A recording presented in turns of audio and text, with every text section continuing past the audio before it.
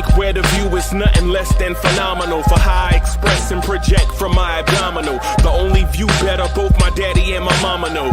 No living parents, my sons give me balance. My wife is my serenity, this mic is my identity. The world is foul enough, that's why I write without obscenities. Provoking danger with broken language and spoken anguish. Begging to get hurt, why would you ask to go through changes? Yes, Lord, life's a chessboard, master the angles. Control the tempo, be the one who holds the info. Acknowledge is just as deadly as machete swings. When spoken, the truth is as potent as that Medellin. While others swear the style is free, I just let it ring. Our time is undervalued, soldiers make us better kings. My fans on my shoulder, reaching after better things. Today I take the shot, for them I'd rather set the screen. My mama told me follow my dreams. My daddy told me get it by any means. Stand tall, make him bow to a king. But I've evolved, you can see the resolve. Look in my eyes when you speaking to God. Life and for those who be caught up in using what I was taught with the muse. I guess they call it proving I'm more than an artist. Penciling out my darkest while stenciling out a harvest. And storing what gets me from A to B, just like garages. Instrumental with collages. Envision what I've been drawing. Broadway to give you rhythm like the great Lena Horne. So bent on, found comfort in the storm. Find peace and on when you see them others perform. Organized chaos, outcasted like hey ya. Yo, party people in place to be. What's good? It's your number one chief rockin' Knicks University main man, Uncle Freezy. Welcome to the premiere Knicks in the Nighttime show, the Knicks at Night podcast. Let's get it. Let's go. I see y'all in the building already. I see y'all. Andios is in the building. Salute. The son of the legend, Kerry Cox, is in the building. Rich Boy is in the building. HRM, what's good? Daniel Berry Sports Highlights is in the building. Is that for me? What's in this cup? Is this something? Is this an adult beverage? No. Okay. All right. Ms. Mocha, we can see you. You want to come over here? Can I come over? Can I come over? Latrell Sprewell is the American Dream is in the building. Salute, salute, salute. Man, I have a lot of stuff that I want to talk about, man. I have a lot of stuff I want to talk about, man. I want to put this right here in this. I want to put the link in the chat to see what it is that y'all want to talk about. No trolling. Make sure your audio is good. All that stuff that we like to say. Is Karl-Anthony Towns not the MVP of the league? What's happening? Is Karl-Anthony Towns not all NBA first team? What's happening? What's good with it? How y'all feel about Karl-Anthony Towns? How y'all feel about Jalen Brunson? Is that for me? Hold on, wait a minute. Let me grab that top real quick. Oh, someone came out. Hold on, everybody, relax, calm down, everybody. I know. Oh, I got you. Come on. Yeah. Okay. All right. Okay. Thank you. All right. Is Karl-Anthony Towns not everything that you expected and more? Right? Is Cat not what you expected and more? The rebound. When's the last time a New York Knicks led the NBA in rebounding? I'm just asking a friend. The last time a New York Knicks led the NBA in rebounding.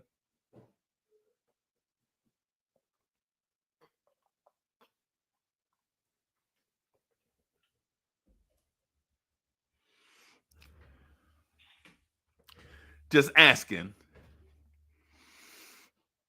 Right? I'm going to ask another question.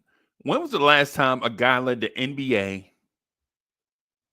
in rebounding and three-point shooting percentage? Oh, now Cat's not leading the NBA in three-point shooting percentage, right? It's a long season. There's a long way to go. Bigs generally, got to figure out some stuff and all of that. But when was the last time a guy,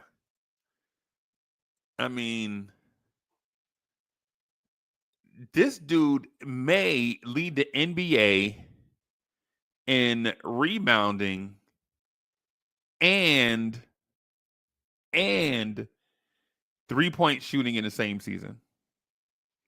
So I'm going to look at 3-point percentage right now just to see. Giannis is shooting 18% from 3 from the floor right now, everybody.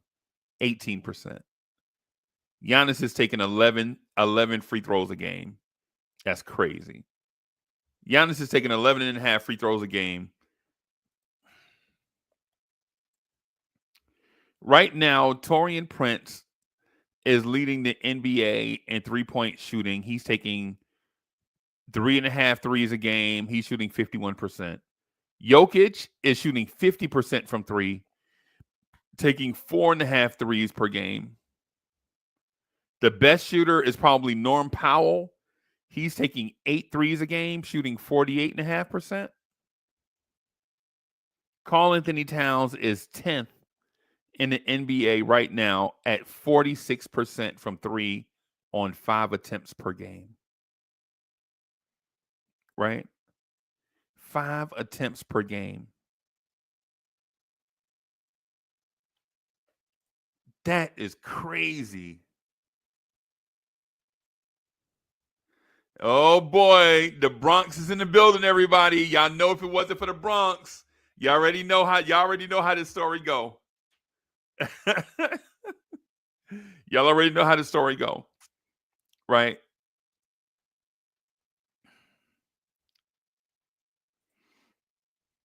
So my guy, and this is not the topic that I was gonna lead off with, but since we're there, let's talk about it.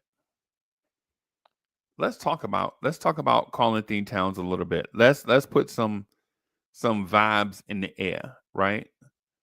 Karl-Anthony Towns at the moment is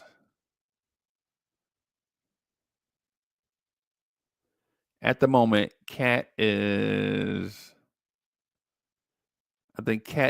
50th in the NBA in free throw percentage. But I want to see what number that is for centers. Right now, Cat is 5th in the NBA in free throw percentage. Behind Vucevic, Wembanyama, Naz Reid, and Valanciunas.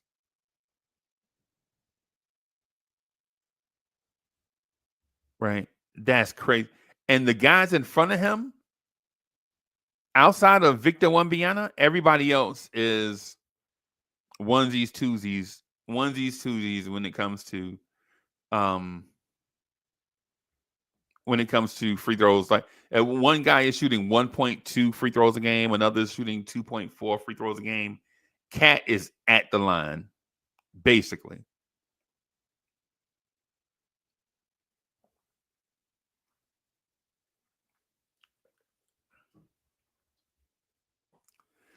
Cat is at the line, basically.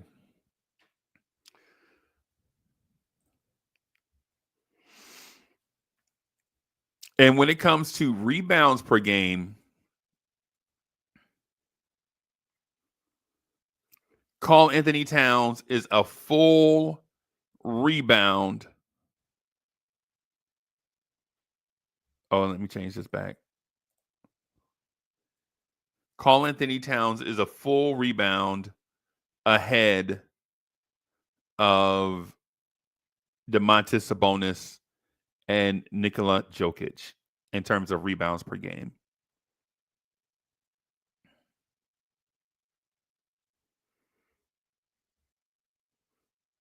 With all of that said about Cat, right? With all that said, with me saying all these things about Cat, I want to point out a certain thing to everybody. There are some guys that are going to be the MVP, right? And this is why. I'm going to put this on the screen. I'm going to put this on the screen, share this with you. I want to share this with you. I want to show my guys some love, right? The website I'm looking at is ESPN.com. ESPN.com is where I'm getting the numbers from, everybody. And I don't know if you can see these numbers. But if you can see these numbers, right? LaMelo Ball is taking 24.8 shots a game. Basically, the guys that are ahead of Karl-Anthony Towns are taking an inordinate number of shots per game. De'Aaron Fox, Cade Cunningham. R.J. Barrett is taking 19 shots a game. Anthony Davis, Franz Wagner, Jaylen Brown are all taking about 19 shots a game. Donovan Mitchell, Victor Wembanyama, Brandon Miller are all taking about 19 shots a game. Devin Booker, LeBron taking about 18 shots a game. Kyrie, Dame Lillard, Jalen Brunson taking 17 shots a game. Right? Now, here's the interesting part, right?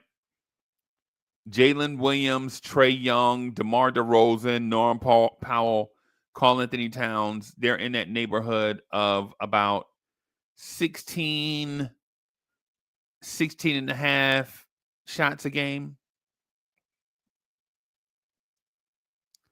And none of them average per game what Cat averages per game. We like to call that efficiency, right? And it's not based on, and it's not just based on, say, a specific number. The GOAT is in the building. Salute to the Cully GOAT. Andrew College is in the building. Right? Salute to the Cully GOAT. And see, this is not even about the number of shots. This is about what you make. Are you making a lot of shots? Cat is making a lot of shots when he gets them. Jalen Brunson and Karl-Anthony Towns, in theory, take about 34 shots a game between those two, in theory. Right? About 34. So they average about 17 shots apiece, something like that.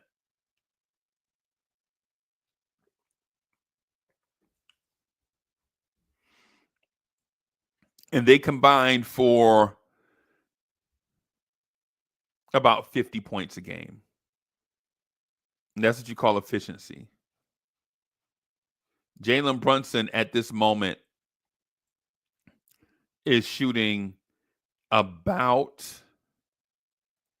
49% from the floor.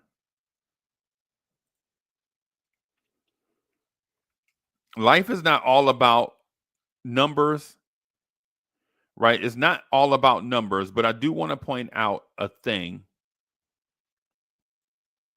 right? Just want y'all to look at this,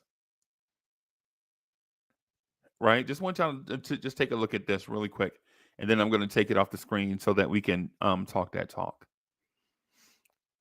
How often do you see a lineup where the worst shooter on volume, the worst shooter in a starting five on volume, right?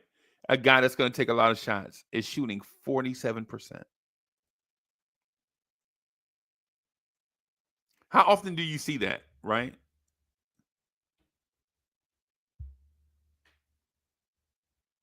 Right?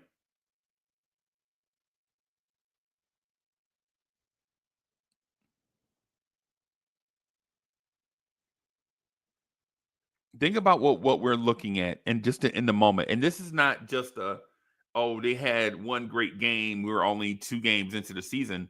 This is 27 games worth of data.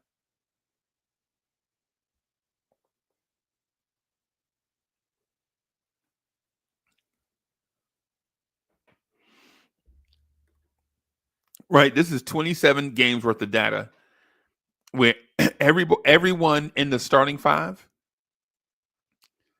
on basically about 10 shots a game. Josh Hart is at 9.2. But basically everybody else, the scoring load is being carried in a 5-out. The scoring load is being carried by 5 different players. It's basically perfect, right? This is basically perfect. You want 17, 16, 15, 14, 13. That's what you want, right? And I know these numbers are estimates, right? I know these numbers are estimates. And you know what? I'll sort so you'll see what I mean. 17, 16, basically 15, 13, 9, 8, 6, and so on. And so on, right? Basically, in a 5-out system, you want about 7 guys. You want about 7 guys in that neighborhood of about 9, 10 shots a game. You want the floor to be completely balanced at all times, right? At all times, that's what you want.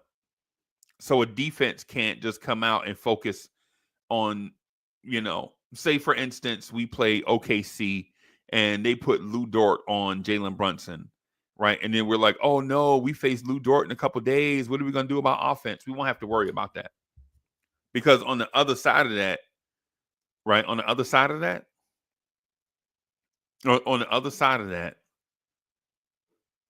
that means their center is going to have to guard Cat one-on-one, right? And if they double Cat and put their best defender on Brunson, right, that means 2 guys have to guard 3 guys. And that's what we want.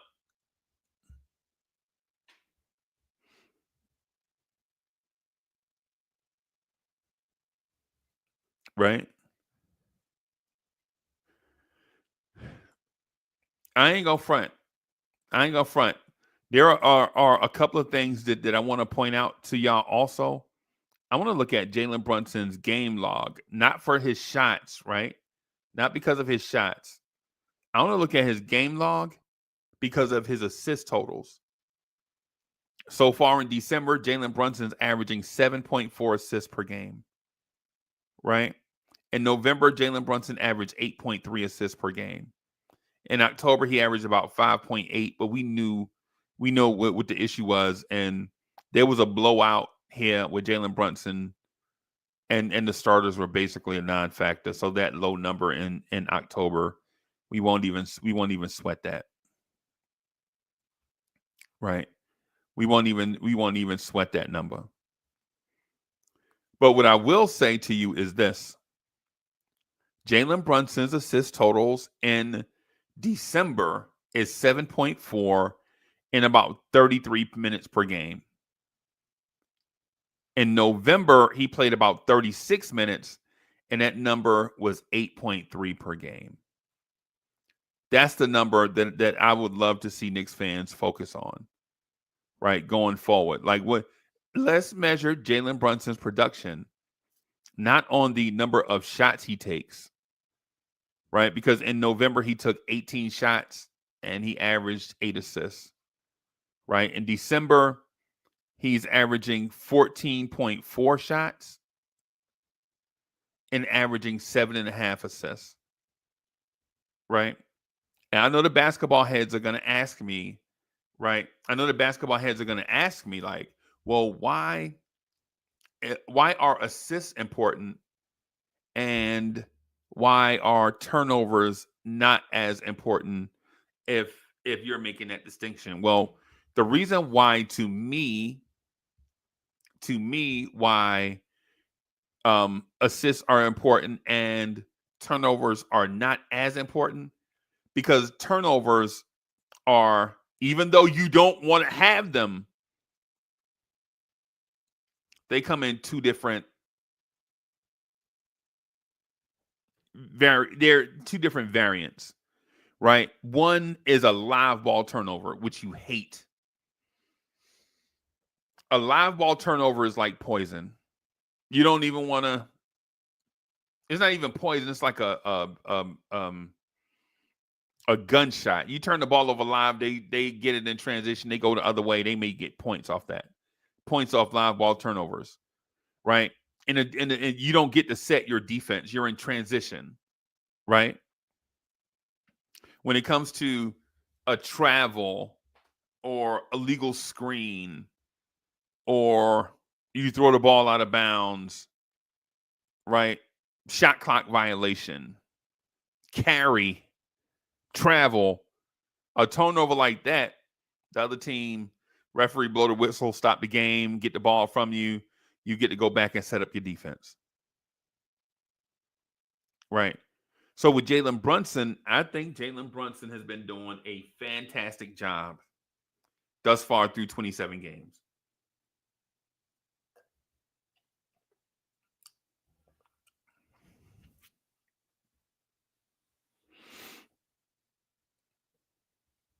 So why do all this breakdown?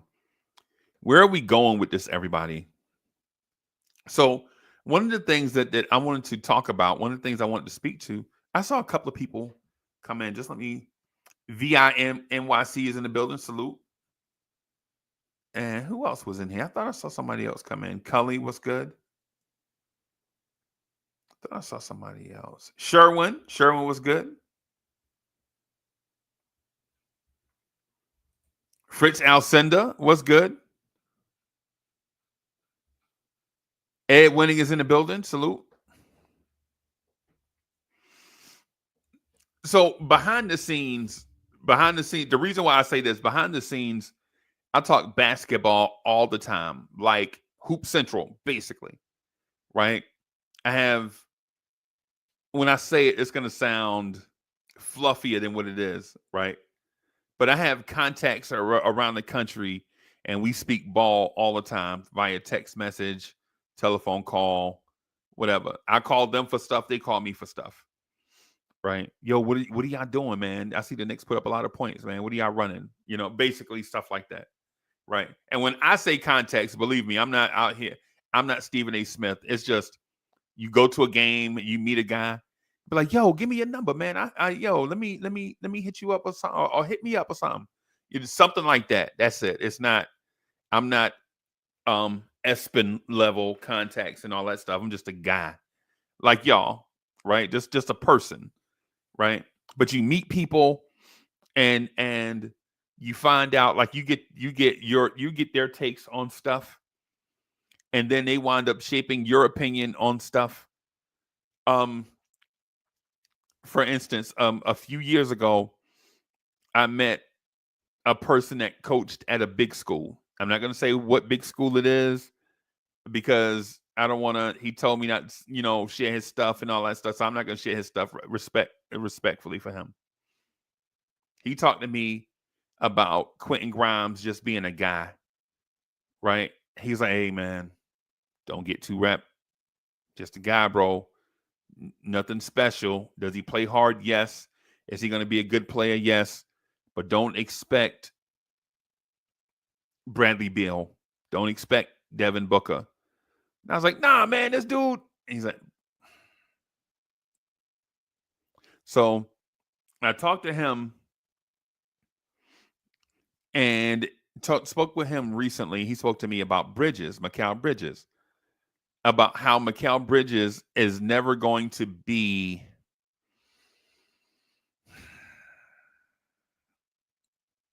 Mikal Bridges is never going to be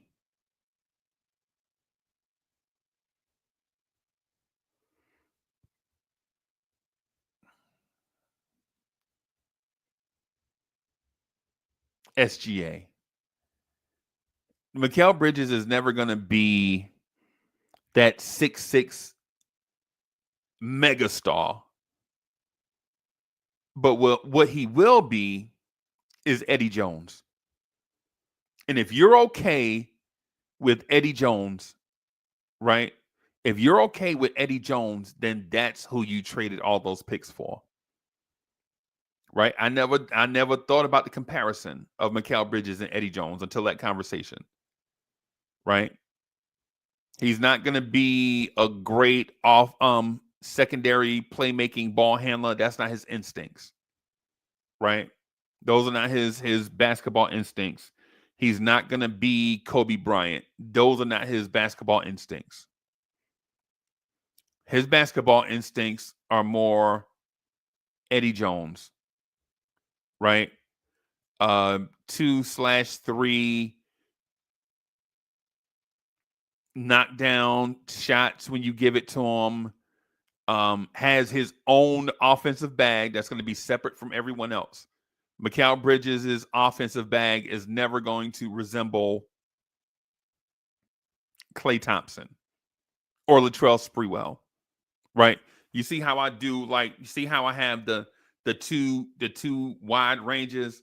Like, he's not gonna be a Klay Thompson spot up shooter defender, right? He's not gonna be that, and he's not gonna be the hyper athletic, streaky shooter scorer Latrell Sprewell. He's gonna be somewhere in the middle. A 6'6", 200-pound guy that's going to be able to find his shot in any offense that you run. Right? Eddie Jones, basically. I'm trying to think of another guy that kind of reminds us of Eddie Jones. For the old heads, somebody told me Michael Cooper.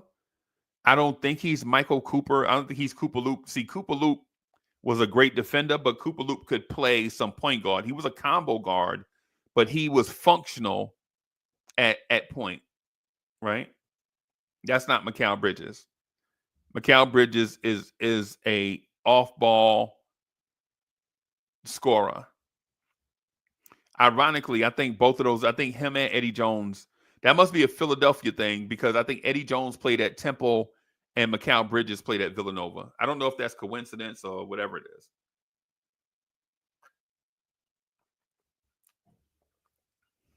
But this version of Mikal Bridges is what you can expect to see going forward, right? About 19, 20 points a game. Very, very underrated defender, right? Every time somebody gives up some points, every time we give up points, people are like, oh man, how did we give up points right there? Hey man, NBA teams are going to score. NBA teams are going to score. Like, in terms of what defense and what our expectations are, I think we have to be in a mindset that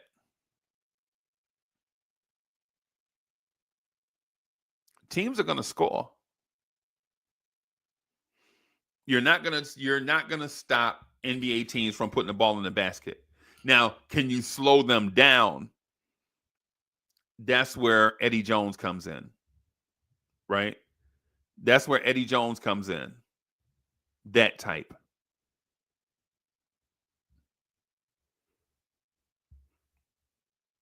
That's what Mikal Bridges is going to be for us.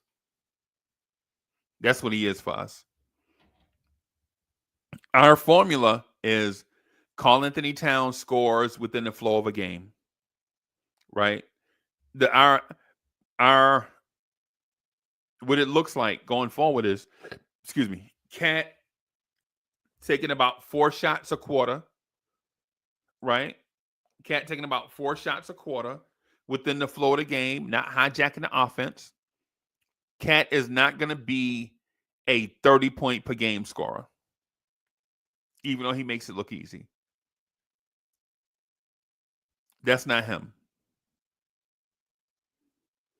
Is Karl-Anthony Towns going to demand the basketball so that he can get shots up and all that stuff?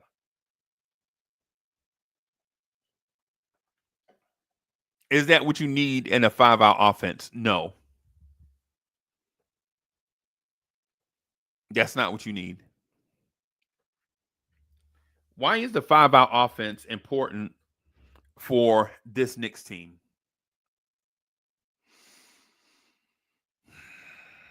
Well, it's important for this Knicks team because when the playoffs get here and all the good defensive teams are in the playoffs and all the defenders know what plays you want to run, what sets you want to run, what your rotations are, what your limitations are, you still have to be able to score.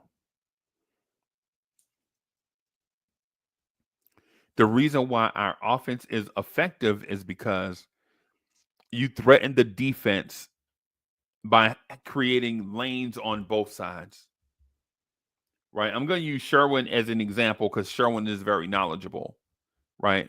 I'll use Sherwin as an example, right? if Sherwin has the ball at the top of the key, and you have, and to his left and right, 15 feet away on the wing, on one wing is Mikal Bridges, and 15 feet, and the other is basically 15 to 18 feet. Some people try to make it 20 feet. I think that's too much, right? When you're talking about 18 to 20 feet away, now you're creating long passing lanes.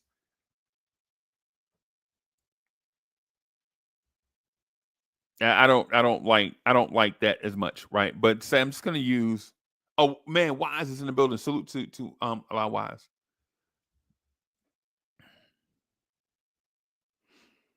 Say Sherwin's at the top of the key, right? And he is in what they call a triple threat. Sherwin, you remember what a triple threat is, right? Dribble, pass, and shoot. What happens is you create a disadvantage being on that island where the nearest defender is at least 15 feet away in any direction, right? And for those that can't remember what 15 feet is, it's so imagine the room in your house that's about 15 by 15. Imagine how much. Walk in your living room right now, right? If you're the only person in your living room and it's 15 by 15, and think about how much room you have to break down a defender. That's a lot of space. And think about all those mismatches all over the floor, right? You put one person on the box and you're 5 out, and it doesn't have to be Cat. It could be Brunson, and you're 5 out. Put Brunson on the box, right? He's not going to stay there, right? He's not going to stay on the box, because what we're going to do is start our perpetual motion, right? When you start your perpetual motion, it's like a barrier. You never want 3 offensive players within 15 feet of each other. You never want 3 offensive players within 15 feet of each other. Now, it's okay to have 2 players within 15 feet of each other if they're screening for each other, right? But if they're just spacing, that's a no-go. This is why what the Knicks are doing. This is why what the Knicks are doing is amazing and sustainable. Fritz Alcindor in the building. Salute. Hey, salute, bro. I think the 5 out offense, bro, is gonna be a wave, bro. I think it's a wave. It's the offense that creates the. You remember the Princeton cut, the Princeton cut off the baseline where I've heard of it. You cut back door and you constantly get layups at the rim. Yeah, I keep hearing the Princeton cut. Yeah. Mm-hmm. So you get the back door cut is a threat, right? That's the reason why defenders have to stay as deep as the deepest, but in front, if that makes sense. Okay, so for instance, I have a door right here, right? Okay. So I'm backing up to the door, but I'm also have my body positioned in front. That way, if there is a pass coming from this way, that way, I can meet that pass and cut it off. Oh, cutting off the baseline. Make sure. Yeah. Okay. Yeah. So, yeah, man. So I was like, man, I talked to a couple of my basketball guys, man. They got me fired up. Man, one of my friends told me, I guess I can consider him a friend, man. So I've been knowing him now for it's 2024. So I've been knowing him for about 5 years. Mm-hmm. Met him at a basketball game, just talking hoops. I think I met him outside in Orlando. And so I don't know. Have you ever been to Orlando's arena? No, I've been to Orlando once by mistake. By mistake, you got lost? No, actually, it's a crazy story, but yeah. My cousin was getting married. You know how your mom just generalizes things. So I'm I had a little bit of extra money in my pocket. My cousin, he's like, "Oh, come That's down for the unfamiliar. weekend." She's I like, don't know. I don't know what extra money is. That's "Oh, okay." He said, "Yeah, your cousin in Orlando." So I booked a flight to Orlando, and he don't live in Orlando. He live in Tampa. oh, awesome. Yeah. So now you got to drive like an hour and a half, 2 hours. Yeah. I said, "I'm at gate 12." He's like, "I'm at gate 12 too." Oh my God. And he at Tampa. Yeah. Yeah. Thanks, Mom. Yeah. Yeah, basically. Yeah. So I met this guy, I guess it was 5 years ago. It's like when we just signed Randall. Remember we signed Bobby Portis and Randall? And we didn't know who the starter was going to be. 4 guys. Yeah. We didn't know who the starter was going to be. We like, yo, man, Portis was hooping, bro. Portis on the verge of breaking out. Portis is misunderstood. Remember that? We were like, because I always liked Randall, but even though Randall put up numbers, he put up numbers in New Orleans.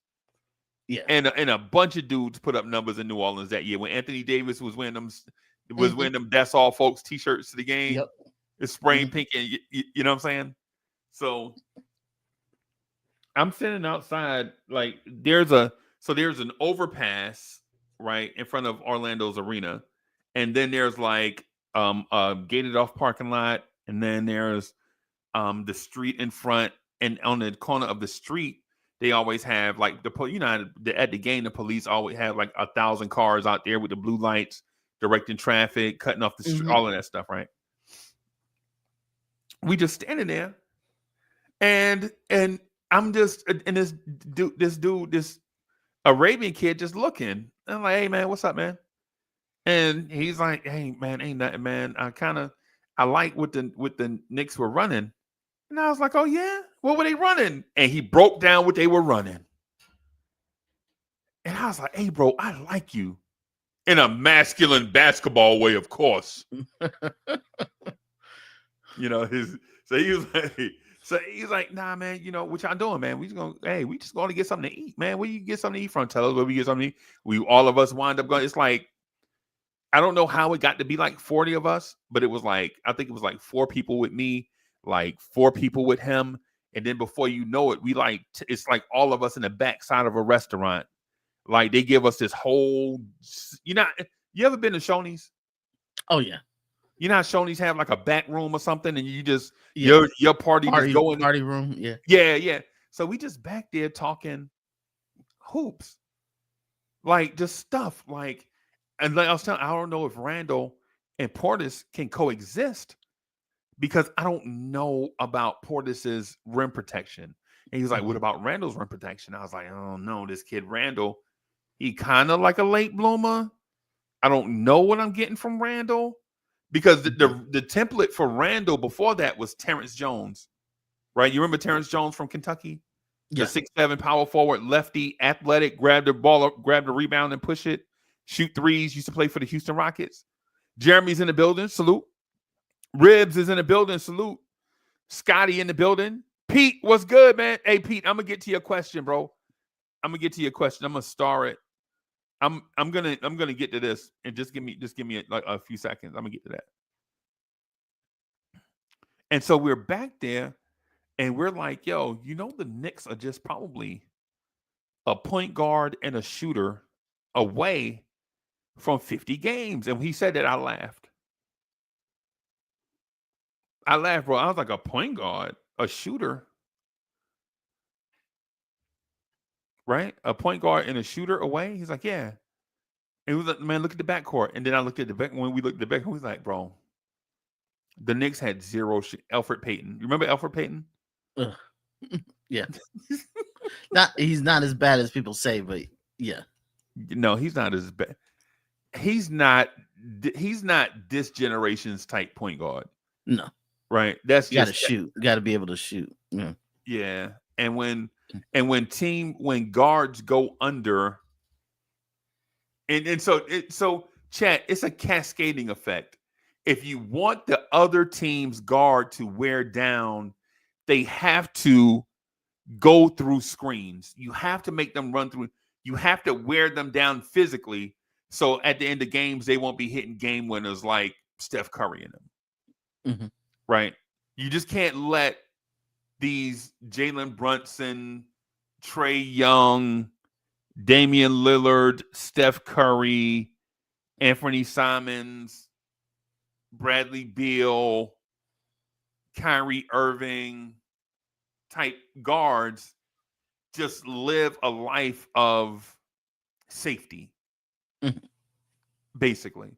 Now, you don't want to do anything damaging. You don't want to hurt them. Of course not.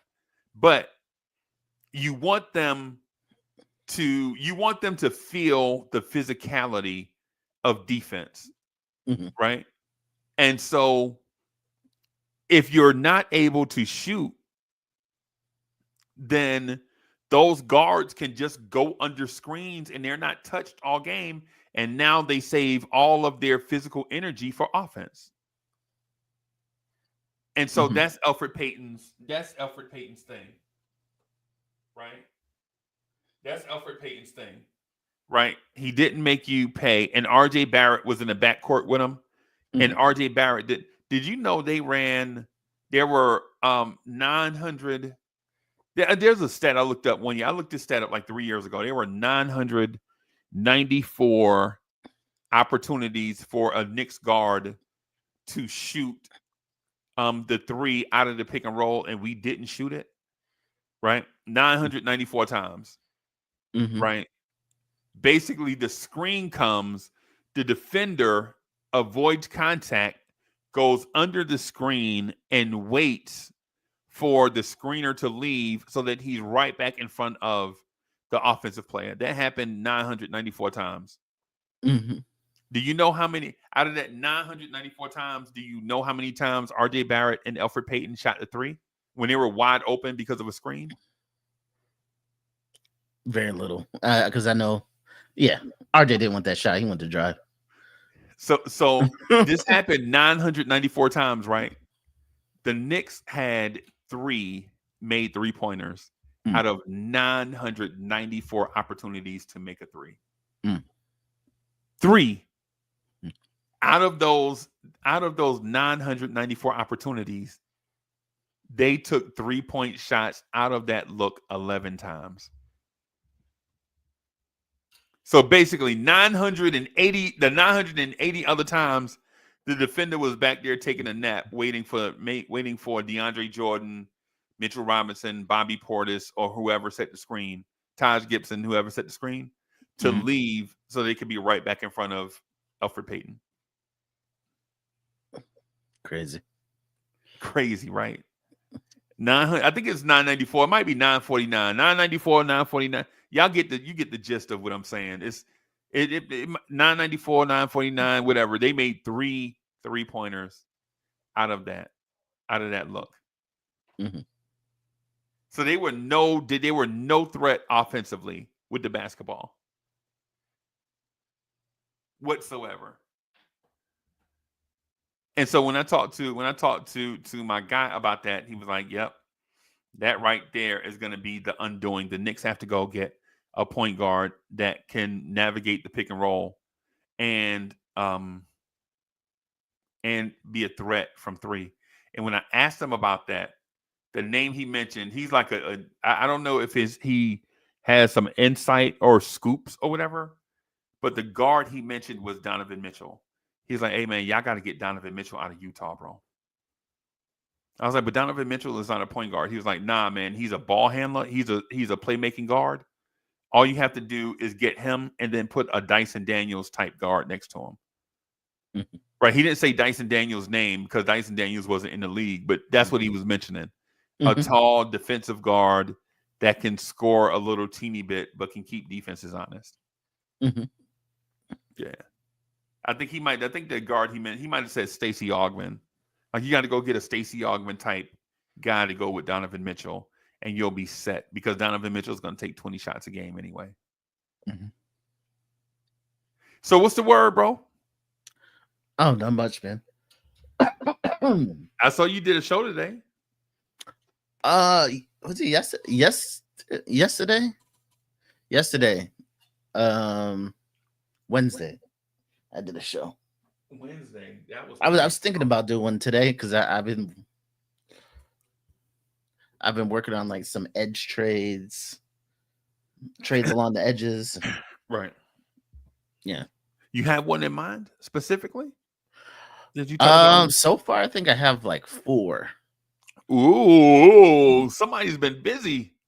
Like 4. I try to do your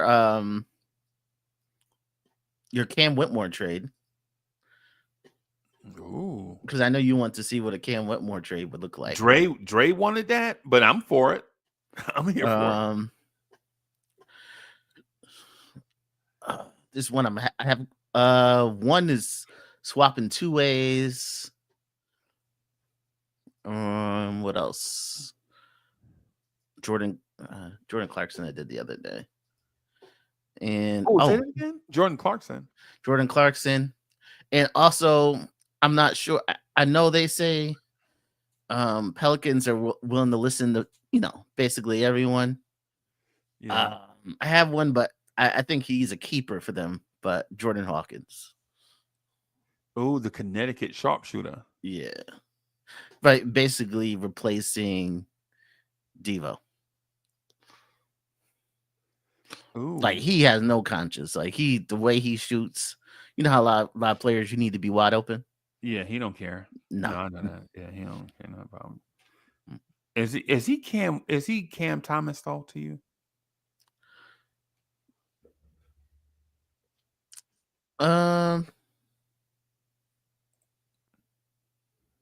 A little Cam Thomas, but Cam Thomas doesn't. I think Cam Thomas forces it a lot. Okay. Yeah.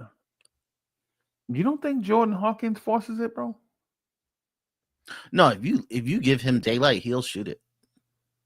I know, that's what I'm saying. No, but Cam Thomas is like you can have 3 guys on him. Oh, okay, I got. And then he'll try to he'll try to make something happen. Yeah. And he'll find daylight. Tim, like, if you pass it to him, he's open, he'll shoot it. All right. So I don't know if I like Jordan Hawkins' numbers, but he is relatively young, though. Yeah. Yeah. He's not where he needs to be right now. But I think he could be the right guy. I think he could be the 2 of the future, though. Because he came out as a sophomore, right? Connecticut, he came out as a sophomore. Yeah, I know it's early. Early. He's kind of old for a 2-year player, bro. He'll be 23 in April. This is his second year. This is his second year in the league. Right. Yeah, that's what I'm saying. So that's very old for a second-year player, though. Mm-hmm. Hey, Scotty, I'm with you. I think Hawkins' thing is, I think he's a scorer, but he's not a professional scorer, right? Like he's not Joe Johnson-ish, like score in any situation on any team. Like he's not ISO Joe, right? I think you could probably get him for cheap, right? Probably not. They like him. They like him. Okay. But I think my thing about Jordan Hawkins, maybe he shakes loose on a deal they make, and maybe you could be the 3rd team. Okay. That's how. But I don't think if you went to just went up to the Pelicans, could we have Jordan Hawkins? I think they'd say no. But I think if there's a 3rd team and they had to get rid of, because they have to get rid of Ingram. Yeah, they're gonna lose him for nothing, bro. They can't. They can't. Yes, I know, but they can get rid of him, but they have to get a pick. They have to get something. Because what they paid for DeJounte, they don't got draft assets like they used to. No, DeJounte's getting traded too.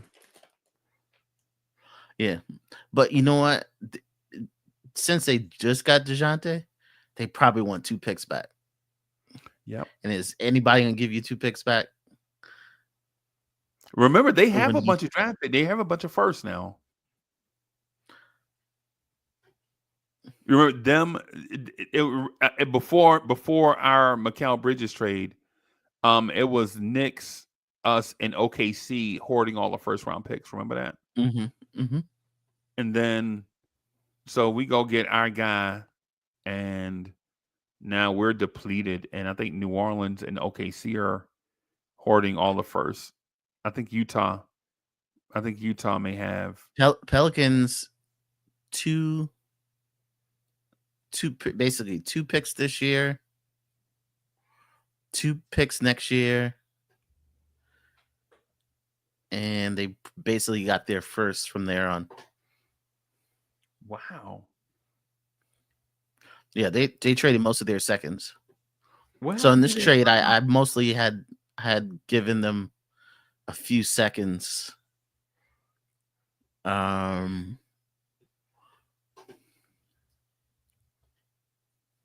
they also need center help. Is he worth investing in? I think he's worth investing in. Okay. Like, I think he's kind of like the guy you can put in a rotation, and then you revisit it in a year or so. Can I possibly? I think he's kind of like, you put him in a rotation, but if someone went down, like, you're hoping that he steps up if someone went down. Can he play point guard? Remember watching him at UConn? Not really. Yeah, I think he's Steph. I think if he could play point guard, he'd be a point guard. He'd be the point guard for them right now. Getting some point guard minutes. So the word is that New Orleans is willing to trade anybody, right? There was somebody article today kind of clarified it, and they're basically. Do you have a source? Do you have Mm-hmm. a source in New Orleans? No, it was an article today. I don't know either. We had a guy, but he quit. He just stopped doing it for personal. Oh, okay. Yeah, I mean, it's life, bro. You know. Yeah, life happened. Yeah. But I think they said, even though people putting Zion's name out there, they're not shopping him. They're listening. You know what I mean? They'll have a conversation. You know what that means, right? They'll just That means they're shopping them. They just don't want to tip their hand that they're shopping them. Yeah. They're definitely, like, you know what I'm saying? Because they don't have. They're not at the point where they want to discount. They don't want to tell people they're discounting him. Right. Exactly. And then at the same time, some of their complimentary pieces are only complimentary pieces. They're like to me, Herb Jones and Trey Murphy are excellent NBA players, but they're not franchise players. You feel me? Yeah. Those are the two they want to keep. Yeah. But I think it's the price tag. I think because they're relatively good contracts. Yeah. Really good contracts.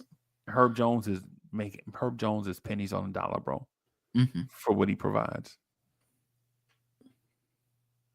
Yeah.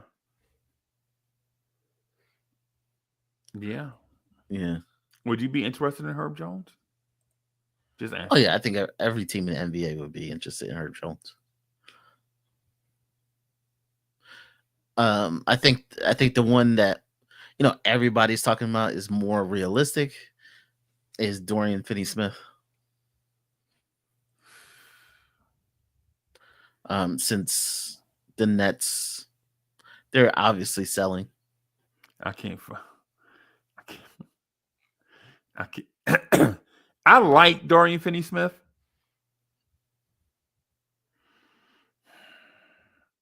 Bro, I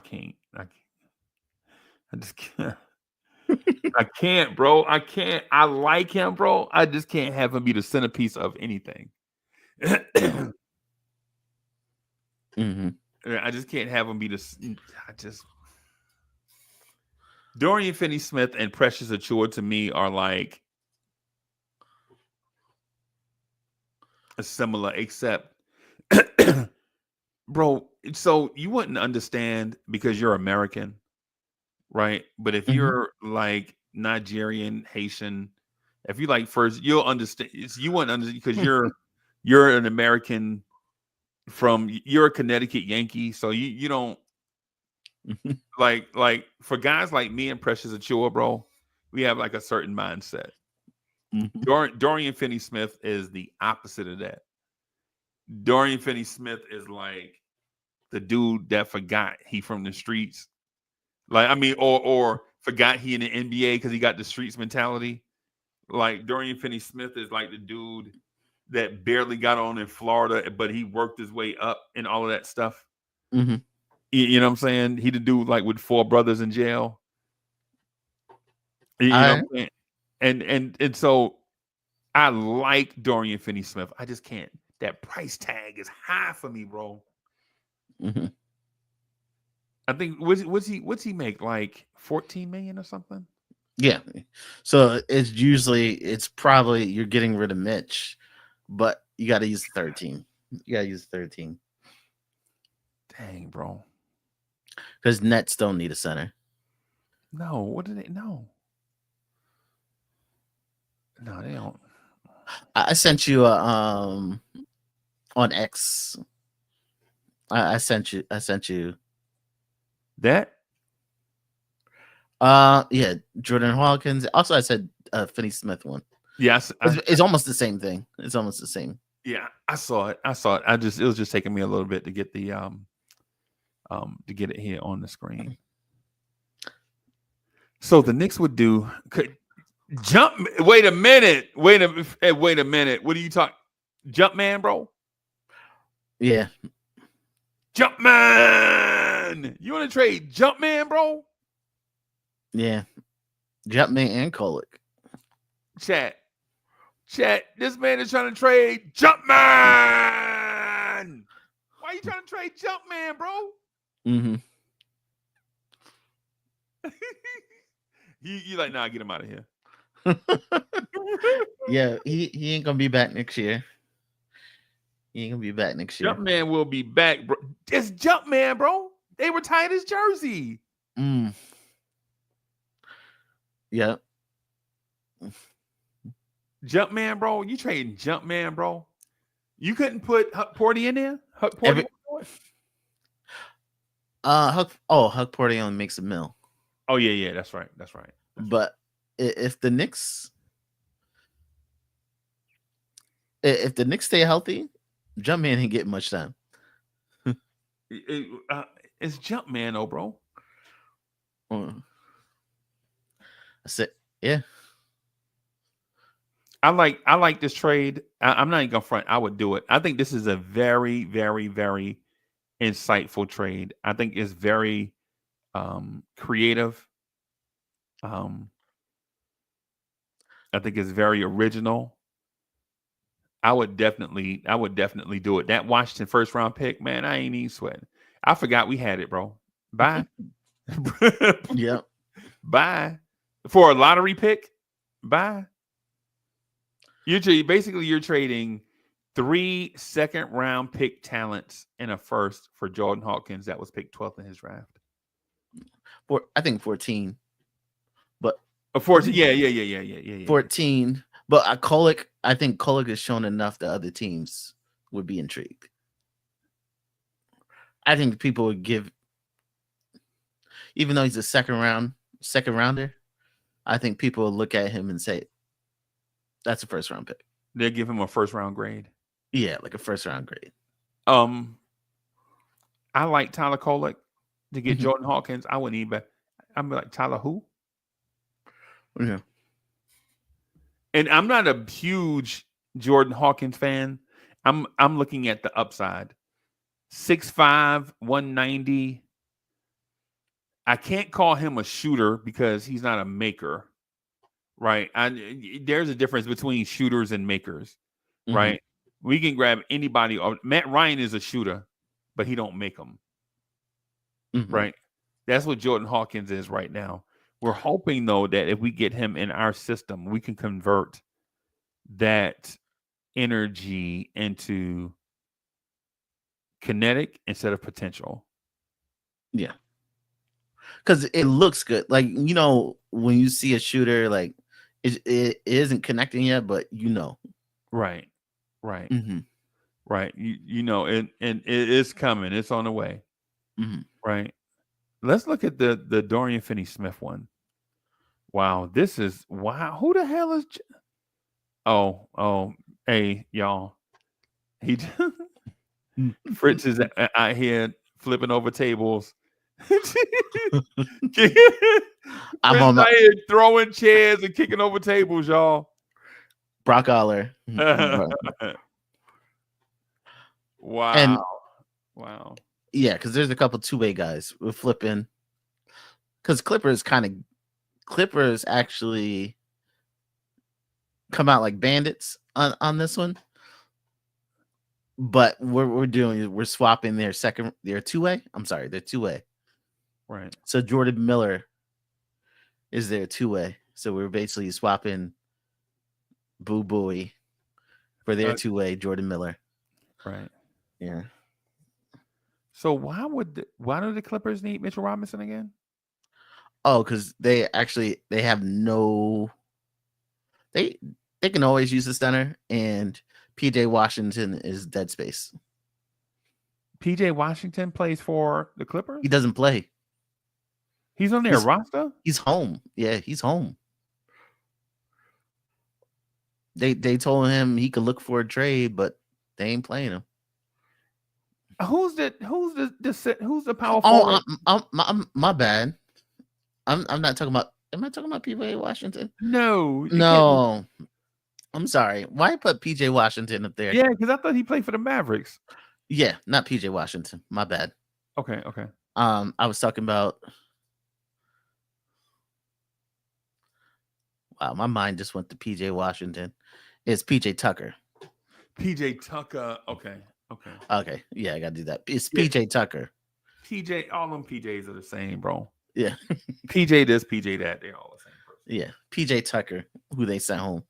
Yeah. PJ Tucker is washed. Yeah, he's washed. He want to get his check, but he want to play. Nobody gonna play Pete. No, PJ Tucker is 38 years old, man. Mm-hmm. He washed.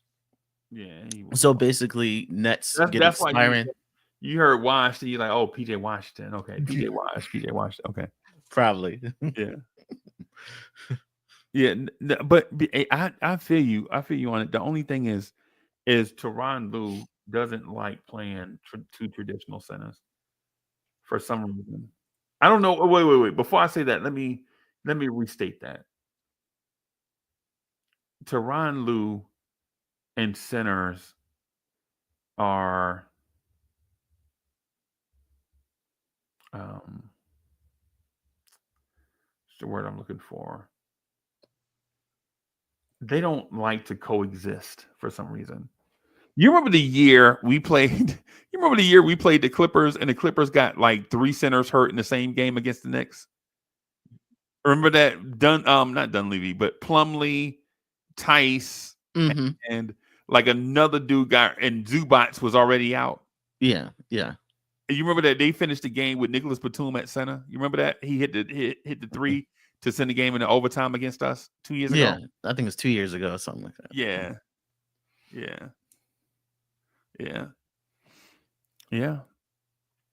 man. I hear y'all, man. I see that I saw it. East Blue Drew, I saw it. I saw this. I was gonna ask Fritz about it. Let me see. Where is the? I was gonna ask Fritz about this. Fritz, what do you think, bro? I don't think he's a starter. No, that one game he started. I know, but everything I see about Precious, I think he's best off the bench. I do too. I think he's best off the bench. I would like to see him and Josh off the bench.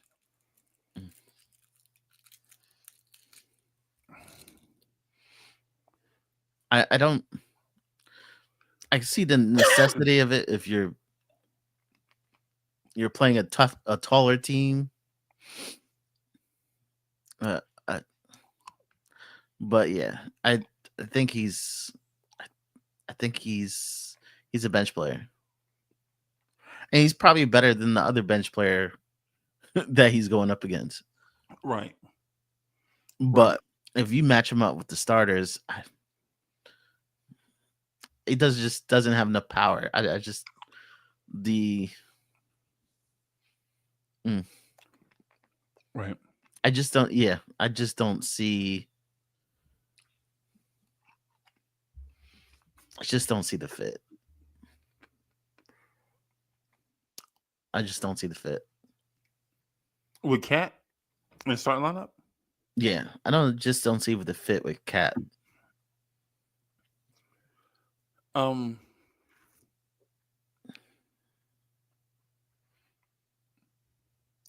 If the conversation is about putting a bigger player next to Cat, I'd like that conversation. Mm-hmm. If the conversation is specifically about Precious, I kind of like the conversation. I kind of don't. Mm-hmm. Mind you, Precious is my countryman. Mm-hmm. Precious and OG, right?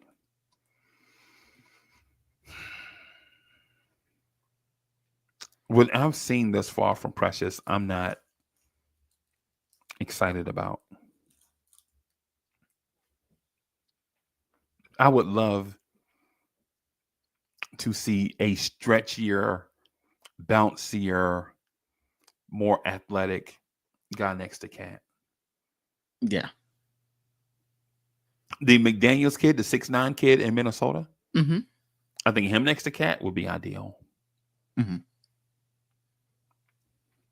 That's the reason why the Dorian Finney-Smith thing is an intriguing conversation. I just don't know what Dorian Finney-Smith does. Like, what does he do?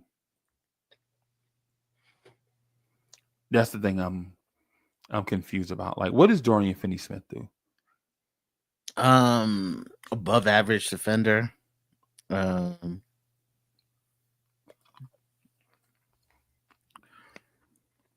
don't know, kind of like a tweener. Small forward, power forward, plays multiple positions. Guard centers. Yeah, it's kind of like a utility. How big do you think Dorian Finney-Smith is? I think he's like 6'7". Dorian Finney-Smith is 6'7", 220. Mm-hmm.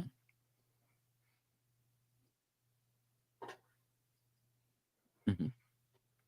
You feel me? That's why. I don't know, bro. Yeah, I think most of the guys I would love in that power forward spot. We just don't got assets to get. Right. I think just because the Nets are sellers, and I think that's probably the best we can probably look at this point. Okay. And I think he's extremely tradable. If you got him this year, if you found something better next year, you could trade him. He's a guy you can always use and you can always get rid of. Right. Yeah.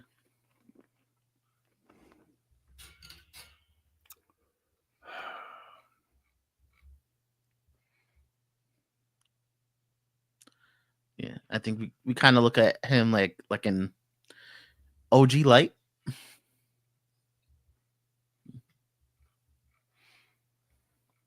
Right. Mm-hmm. Right. What would you give up for Bobby Portis?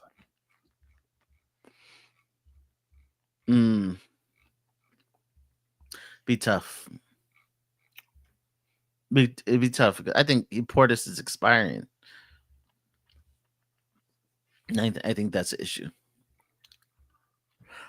I'm not sure exactly, but if the Knicks could sign him and extend him, it'd be nice.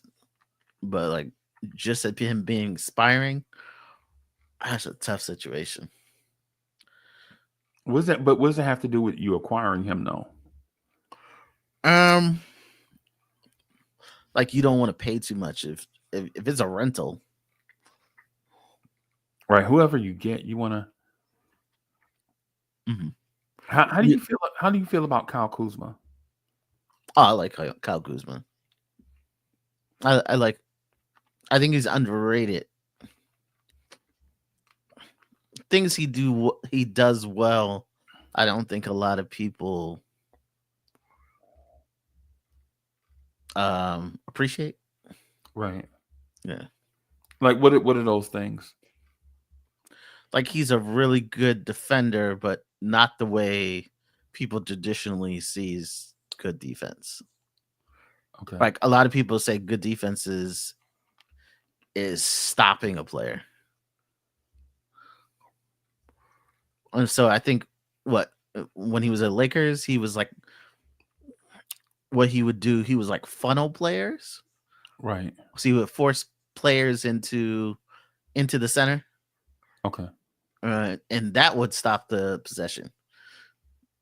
Instead of, other ones say, hey, he got the block or hey, he got the steal. Nah, he led him right to the center and that stopped the play. Okay. But offensively, I think he's up there with Julius Randle. He's Julius Randle on offense. Yeah. Right. I don't know, bro.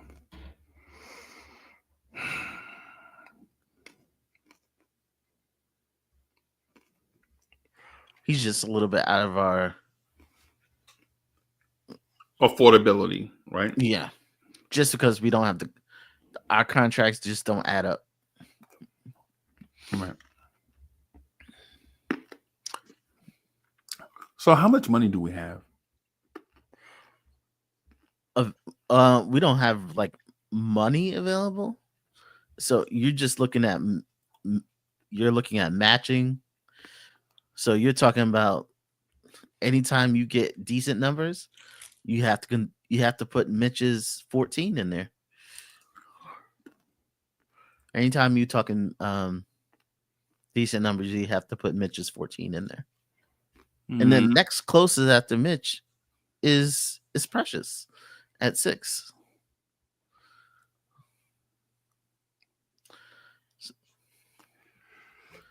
And then from Precious, if you take Deuce out of the equation, they're all 2s, all 2 million. So like the numbers are tough to play with. I don't think we need to make a move, bro. Yeah. See, the thing about making the move, or the thing about hunting for the move, is that you signal to people that you feel like you have a flaw. Mm-hmm. We do. We And do. I don't know. I think if we have a flaw, it's the calculator guy's fault, bro. Mm-hmm. Mm-hmm. But I think Brock Aller.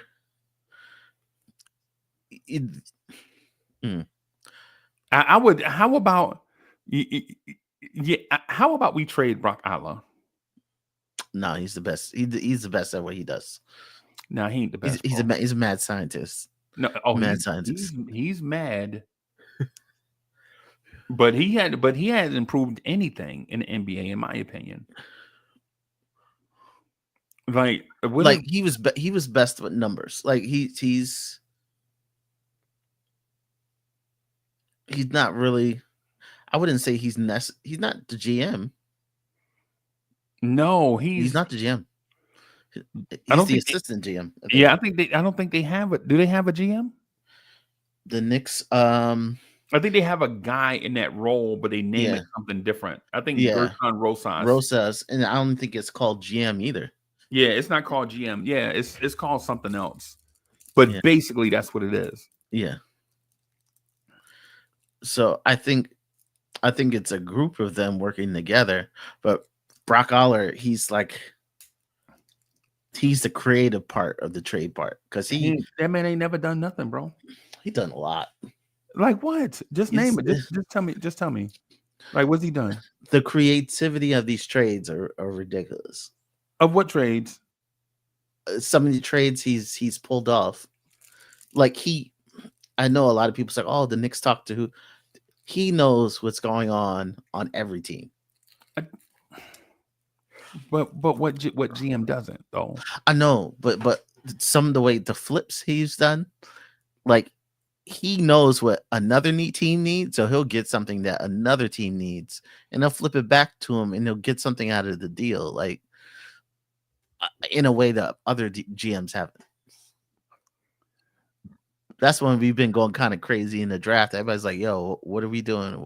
Why are we flipping? Why are we?" Yeah, why are we drafting Quentin Grimes instead of Jalen Johnson? Why are we drafting Quentin Grimes instead of Herb Jones? Everybody know with Jalen Johnson why we didn't draft him, because he abandoned his teammates. Right? How's he looking at NBA though? I know. I'm like, talent is talent, even if you don't think he's. And you trade, so you passed up on that guy. Then the guy you drafted, you traded him away for nothing, and then you traded for a guy that does what Jalen Johnson does. But everybody passed on Jalen Johnson because of that. Not everybody. I'm no, but he should have been a lottery pick. Probably should have been a lottery pick. There were only about 7 teams that made that mistake. If you're Detroit, you're not taking him over Cade. Mm-hmm. Right? You're not. If you're Houston, you're not taking him over Jalen Johnson. I mean, over Jalen Green at that time. Mm-hmm. If you're Cleveland, you're not taking him over Evan Mobley at that time. Toronto's not taking him over Scotty Barnes. I think he was was he like 19 or something? He wasn't. He was.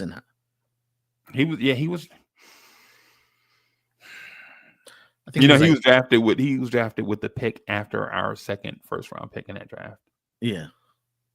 Yeah. And I think just because he abandoned his teammates, he opted to not play in the tournament. Yeah. And he also quit on his high school team and went to another high school. He also quit on an AAU team. Mm-hmm. That's the reason why.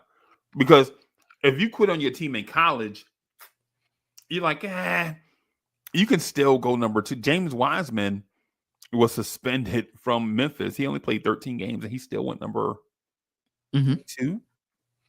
Mm-hmm. And I know quitting and being dismissed are different things, right? I understand. Mm-hmm. But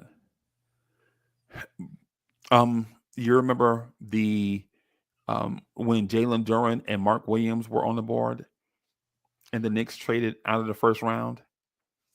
Remember they traded Ousmane Dieng and got a pick, and then they traded back out, and we left the draft with Trevor Kills. Mm-hmm. That also happened with Brock Aller here. Mm-hmm. That also allowed us to get those moves. Allowed us to get Jalen Brunson. Right. Mm-hmm. Right. That move in particular was made to clear room, I thought, to get Isaiah Hartenstein, because the Knicks are going to have cap space, right? Yeah. Yeah, I think Brunson came in a little higher than we thought. Yeah. I'm not poo-pooing on Brock Aller like that. I don't want to build a golden throne and worship him every Thursday night. No, because did he do a good job? Yes. Is he Is he Saint Brock? Nah. I don't think people understand what he does. I think he's the creative piece. I don't think he's not the GM, but he's the creative piece. He comes up the way he manipulated the cap within the rules last summer. That took every team by surprise. You mean to get Cat? Yeah. No, Yeah. or even not only Cat, but to get Mikal the way he did. Like, people did not see that coming. They didn't even know that was possible. 6 first-round picks. They didn't think that was possible. No, the way how they used expiring contracts. How do you know? But how do we know Brooklyn didn't do their part on that because they valued the 6 first-round picks? No, they did their part, but nobody even knew that wrinkle was possible. What, 6 first-round picks? No, the part with reused all those G League players we signed at the end of the year. No, not for the Bridges trade. In the Bridges trade, we threw in Shake Milton at the last minute. Remember? Yeah, but we also used Washington,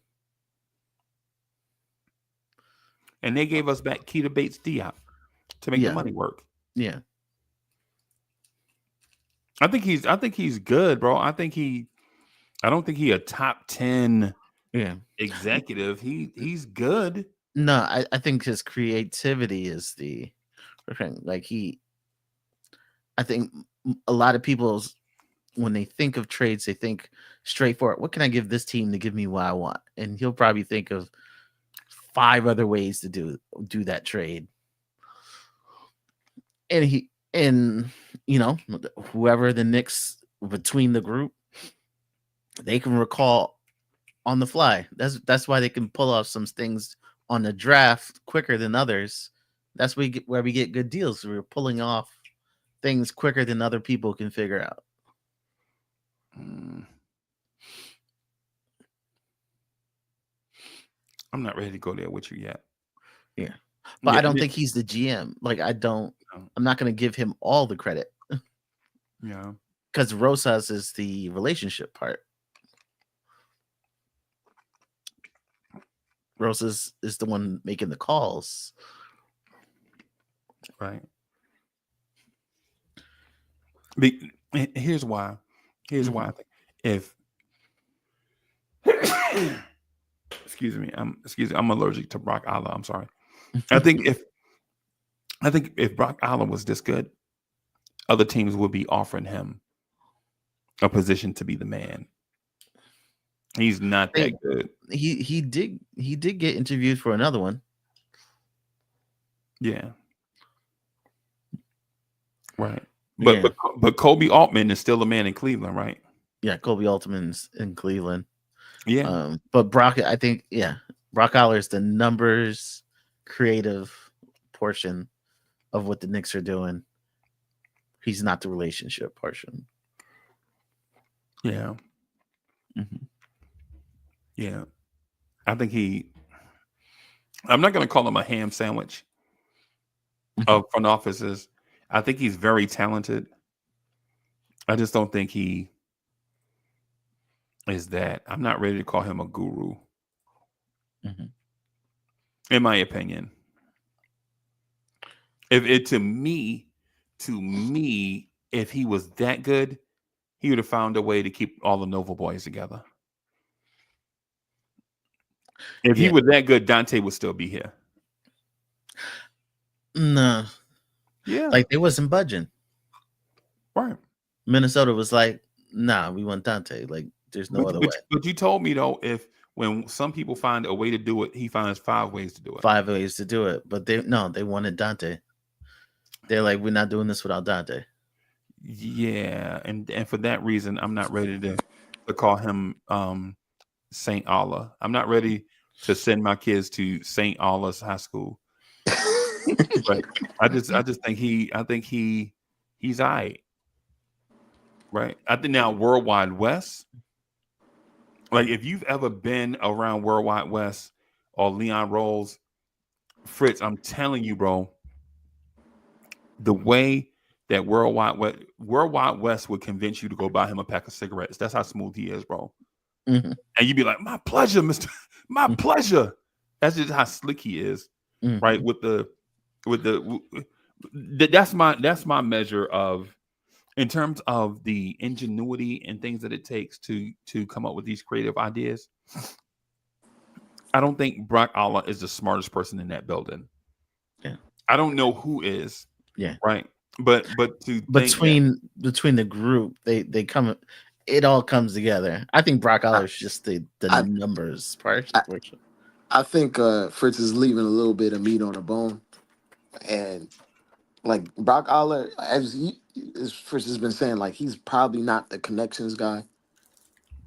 Like he's the guy that makes it work money wise, or he makes it work within the structures of the convoluted CBA, which is something that you would like to have within your organization. And I'm being absolutely honest. I don't think it's just Brock Aller. I think he has a team that works these things through.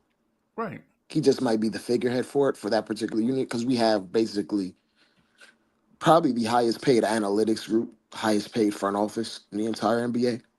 And he is part of the reason. He is extremely well compensated for what he does. Okay. For what specifically that he does, and he does get interviews for other jobs around the league, but I don't think he's not getting compensated as much in other organizations to do the exact same thing he's doing right here for the Knicks. Now, would he get a higher position? I think that's probably what he's angling for, to be a straight up GM, or even his end game might just be a president. That might be his end game, but in order to reach that end game, I don't know if he's been offered a GM position, but he's definitely been offered the job as being like a cap guy. He's not going to get paid more doing that anywhere else but in New York, to be absolutely honest. But to talk about the Mikal trade, like we legitimately packed up a bunch of guys that were not coming back to the Knicks, that were never playing for the Knicks ever again. A bunch of expiring guys, fringe NBA players, and shipped them out. Like we threw in Daquan Jeffries in a 3-team deal and gave him a contract when that man was out of the league, was going to be out of the league. We got a guy that was overseas. We got a guy, Dwayne Washington, overseas, to opt out of his overseas contract, wait a couple business days, sign an American contract, and then send him back. Right. Have him waived and then send him back. We sent them Diakite in a deal, and he's not even in the league right now. We sent them Shake Milton and then got him paid a little bit, a vet minimum, when he was probably going to be out of the league too. So we basically sent them guy number 13, 14, 15, 12 on the back end of our roster that was expiring as throw-ins to make the money work, which a lot of teams wouldn't even have the foresight to have 4 or 5 fringe NBA guys, which you were frustrated about. Like, why are these guys even on the roster? Right. We leveraged the fact they were on the roster to extend them and throw them in a deal to get us Mikal in the first place. I think they were all they were filler. Like, we had a plan coming into that offseason of what we were going to do in order to try to make the money work and maybe go big fish hunting. And we saw a means to acquire, and Cat was probably to be absolutely honest, Cat was the main target in the offseason. As soon as they thought like Hartenstein was gonna go, they probably had that in the works. Gone, bro. We about to have a Hartenstein. Hartenstein was gone, bro. He was never coming back. Well, then even then, I'll phrase it this way, Freezy. They probably knew they were targeting Cat since April. Yeah. They probably knew they were targeting him since March. And acquiring these guys, these back-end fringe NBA players, as a means that were all going to expire so we could throw them in to make the money work. And we basically held on to their rights damn near 2 weeks before the season, because we knew teams didn't even want them. Teams that weren't even trying to sign them. No. When we got remember when we got Shake Milton? Yeah, like, and everybody's like, oh yeah, Shake Milton, you gonna play? And he said, nah, I'm just kinda his answer, everybody say, "Oh, Shake Milton, you're gonna be on the getting ready to play," and he's like, "Oh no, I'm just kind of chilling." It's basically we used a bunch of these guys who were frustrated. Like, why are they even on the roster? Right. Why are they even on this team? They're not even NBA players, and we just used the fact that they were expiring, and the fact we could use these bird rights within the CBA to give them a contract $1 over vet minimum to combine them to ship them out to go get Cat in a 3-team deal. Like the convoluted nature of these deals and these Hold on. terms and all So this you is talking just like you're speaking like that was the original deal. That wasn't the original deal. the original deal was to throw Mitchell in it. No, not that one. I'm talking about once they agreed to terms. Yeah, Remember, I think it took them 9 days to get the deal right. Remember that yeah. from the time that it was announced to Mhm. the time that it was executed was about 9 days. They probably had the framework a long time, but they needed the days to actually make it pan out. Right. Yeah. Yeah, that's what I'm saying. What I'm saying is I don't think they originally planned to give those dudes $1 over the vet men or them dudes wouldn't have signed overseas. Right? They were like, "Oh, snap, we can't trade vet men's. Let's give them $1 over the vet men and then we can include them." You know what I'm saying? That'll get us inside that loophole. I think the Dwayne Washington part is he can't just sit on his hands like assuming something is going to happen, because remember, we postponed that trade how many times because we weren't trying to put Dante in it. Oh, I don't even know. I don't know.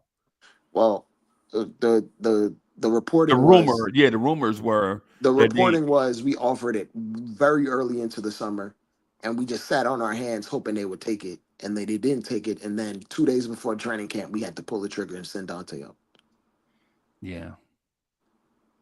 And Agree to those terms. yeah, But Yeah. even with that though, it still couldn't go through because we had to add some salaries to get the if it was Mitch, trade within range. we wouldn't have to add one extra vet minimum You wouldn't have to over. add nothing, right? I know because Mitch was making 14, Dante was at 11, Yeah, so you wouldn't have had to add guys. and the fact that they really wanted Dante, then we had to pull the trigger. And what's his name? Dwayne Washington couldn't just sit on his hands. Like, because if they like in Dwayne Washington's mind and his agent's mind, if they told him the framework already and it was going to be Mitch, then we wouldn't have a use to even give you something. So he's in his mind, he's thinking like, I'm just going to go overseas, handle my business. And we reached out You probably think do you think that's what it was? Man, as good as we've been to Dwayne Washington, bro. giving all that man how many chances? Yeah, That's the man, as good as reason we why. were. That's the reason why you give a bum like that so many chances to showcase yourselves in a summer I league. think that he was given those chances because of relationships with his pops. People forget his pops used to play for the Sixers. Yeah, hey, Fritz, I know you remember Dwayne Washington, bro. You remember Charles Barkley, backup point guard? You know who that was? That was Dwayne Washington, bro. The dude, the 6'3" dude, jump out the gym. That was Dwayne Washington. His son is like Gary Payton II, kind of like in a way where it's like the pops was good and the son is Kenya Martin Jr.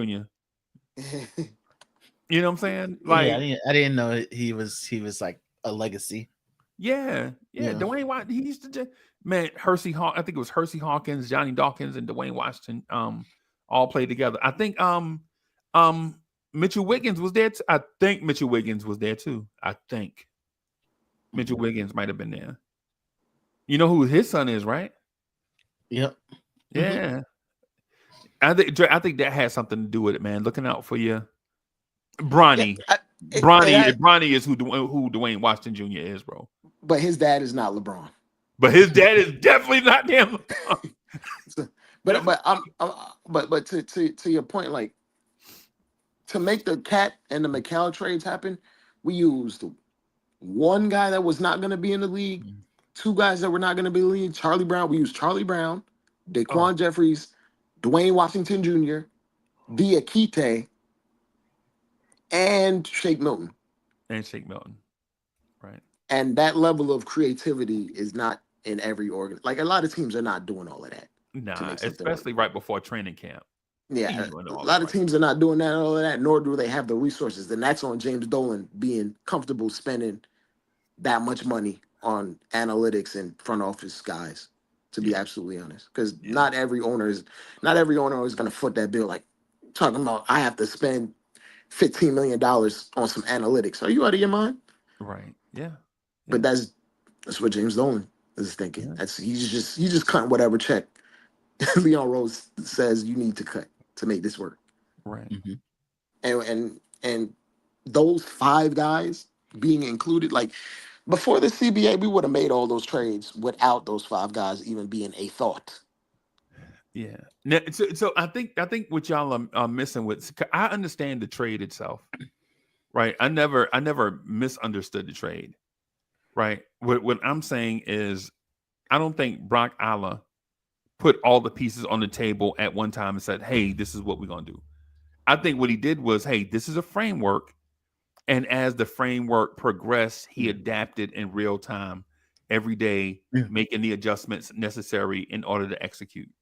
I'll Yeah. give him credit for that. Him and the front office credit for that. Yeah. Right. Honestly, the way I think he does it, I'm pretty sure there's 50 scenarios for every scenario, and he just picks them out. But Fritz, so if there was 50 scenarios, then why not just get the Dante deal done I, on but first they have shot? to accept. They have to accept one. They have to Like accept you the. got to make the team. You can't just force them to take our jump. That's But why but Mitch that's, Robinson is still a Knick. I think y'all misunderstanding what I'm saying. If they reject one, why not just pass the other? What's the point? What's the point in like letting this thing go on? And it's not like you're going to gain a resource or going to lose a resource if that's what you do up front. Because I think what the calculator guys are missing and the basketball guys get is time. Why are you wasting time on that bullshit when you could have had Karl-Anthony Towns here for training camp? Right? You could have had Because we wanted to keep Dante because we valued his contract and we held out as long as possible because in this CBA, but if having you peak have 1,000 productive guys scenarios, matters a lot more. but if you have all these scenarios, then why don't you just go with the other scenario that this genius had? Right? I mean, listen, the Knicks probably still want Dante. And Dante probably still wants to be a Knick, but Minnesota wasn't having it. Mm. They didn't change their mind. You know what you know who was included in the end of the trade? Dante. But to be honest, there was as much incentive on the Wolves getting it done too because they were trying to avoid that tax as well. Right. That's what I'm saying. So And why the not? longer they waited and the longer we waited, like it was mutually assured destruction at that point if we didn't get it done. So we held out, and it was basically a Cold War at Right. that point. And but at the end of the Cold War, everybody got what they were going to get 6 weeks Anyway, before that. anyway, Yeah. That's what I'm saying. I'm not saying what y'all are saying is not smart. I agree with what y'all are saying. But what's the point? There are things that are lost in it, right? There are things that are lost in it, like Karl-Anthony Towns being here during the summertime to work out with us, to get ingratiated in terms of the Knicks way of doing stuff. Now, with that said, since we didn't do that, right now we have to learn this thing during the season. We're learning this thing on the fly, and so what? Right? nobody's So gonna what? feel Right? sorry for you. Yeah. So yeah, you know what I'm saying? But It's the same thing that happened with the Dame trade, where it happened super, super late in the process right. on purpose. But this is what happens when two or more parties are negotiating and they have a firm ask and you have a firm stance. And look at Milwaukee. How did Milwaukee season turn out? They started out hot and fizzled out. Yeah, and they fired a coach. They looked bad and all that stuff when all they had to do was do it early, get a training camp out of the way, and all of that stuff, and then go in. You're not going to be a finished product at the beginning of the season, right? I get that, but what I'm saying is you at least are closer to what you want to be if you start earlier. Well, At least that's I what it think seems like it should be. I think it's a little bit different for them because they had multiple bidding partners. There was no multiple bidding partners for Cat's contract. It was us and take Mitch or leave it for like 3 months until we were like, okay, just take Dante. Right. Whereas with the Dame situation, there was 2-3 teams trying to get at Dame.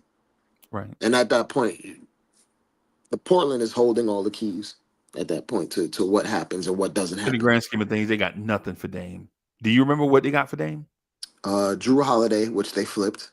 Right. What did they get in the flip for Drew Holiday? The contract of the mayor. That's in DC. Forgot his name. Brogdon Robert Williams and Tom Lord and a first round pick. in the first round pick, right? Yeah, they flipped it twice. They They got expanded it further after, which was the like after they got Drew, then they flipped him too. right. They got nothing, basically. They had a couple first, and they're still like the result of that trade still isn't done because they're gonna flip Tom Lord eventually. Yeah, the gift that keeps on giving, right? But what are you gonna give to get? What are you gonna get for a 6'9" athletic center that's always hurt with 2 knee surgeries? not much. Probably a second or two. Yeah, Couple they probably just want to dump his salary. He's expiring. Oh, he's expiring. They might let him. No, hold on. I think. No, he's not expiring. He has another year. Let me check. No, they probably want expiring for him in a couple seconds. Yeah, that's what I'm. So in the grand scheme of things, I get what's going on with like Brock Allah, and I respect front offices. What I don't do though is just look at all the good stuff that they've done, and then build their resume on all the good stuff that they've done. Okay, Like, I just like to look at things because if he solely gets credit for the Mikal Bridges trade and for the Cat trade, like say if we're just gonna should we just give him credit for that? I'm just asking. I'm not giving him total credit because I'm just giving him credit for the creativity. No, I'm giving him credit for dotting the I's and crossing the T's. Right, getting it done, the execution part. Yeah, because I want Cat. the other part, how I can get Cat. Well, if you want Cat, this is what you'll have to give up. X, Y, and Z, and make it happen. Right. And so I'm also gonna blame him for not acquiring Chris Duarte. You remember Chris Duarte? That man is trash freezing. He garbage, bro. That man, we could have had that. He's actually a Tibbs type player. That's when we met. I don't know if you remember that, the Quentin Grimes draft. You remember that? Yeah. And they were talking about the Knicks trying to trade desperately. You remember the narrative, desperately trying to trade up for Chris Duarte. They're trying to trade into the top 10 for Chris Duarte. Remember that? Then we took taller Chris Duarte. And then we took younger Chris Duarte, I think. Well, younger by a year. Yeah. So still Dominican. Yeah, and so the whole time not that draft. We took Grimes in that draft. Duarte was in the Grimes draft. You remember when I was telling you I like Trey Mann and Trey Murphy? I was like, yo, why are the Knicks not trading up for Trey Mann and Trey Murphy? And everybody was like, nah, man, Trey Murphy, he only averaged 12 points a game. I was like, bro, he's shooting 40% from 3 and shooting 88% at the rim. And he a defender.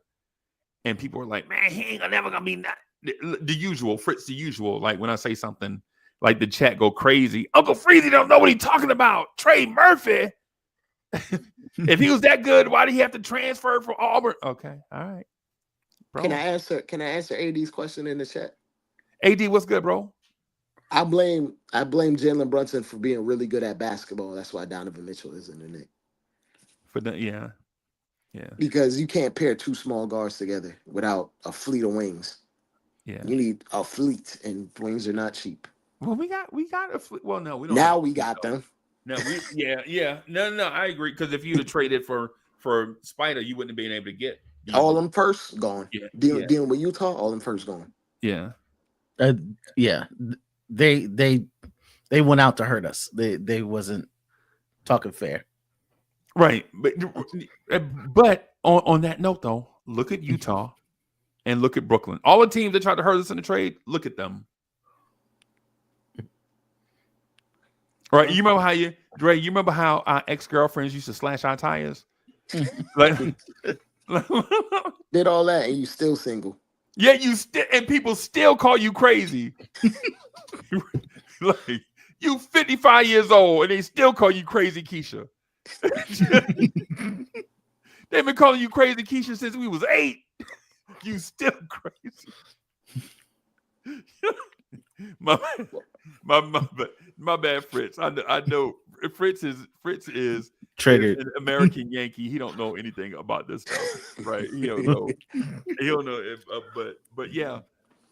But the point that I'm getting to though is people that value stuff will pay for it. People that don't value stuff won't pay for it, right? And then people that overvalue stuff, people that East Blue Drew, she on 125th, yes, and she ain't going nowhere. She gonna die on 125th, bro. She's gonna check your Facebook every day too. Every day, and every time you block her, she gonna be up there with another screen name, Crazy Keisha 9872. We know it's you.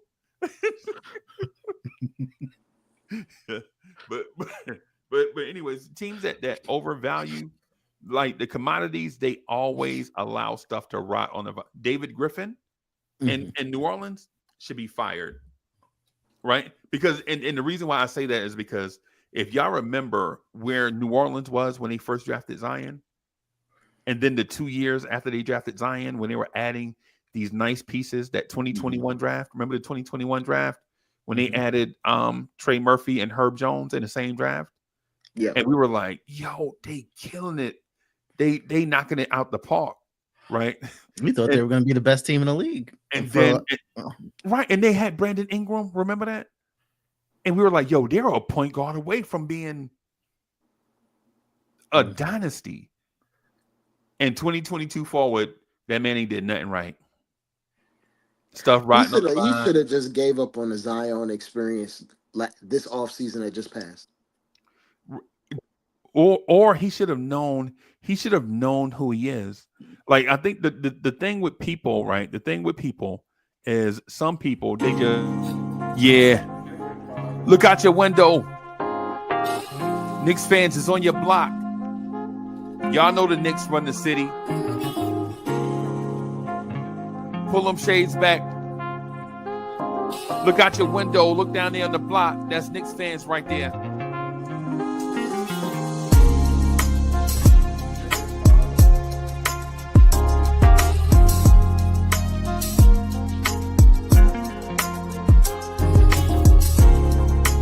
It's about that time. It's about that time of the week where you get ready for your work week with a man that is so smooth he does not require a chaser. Your main man, the real, still the real Anthony D, and your main man, Jersey's finest, the hood representative, Uncle Freezy.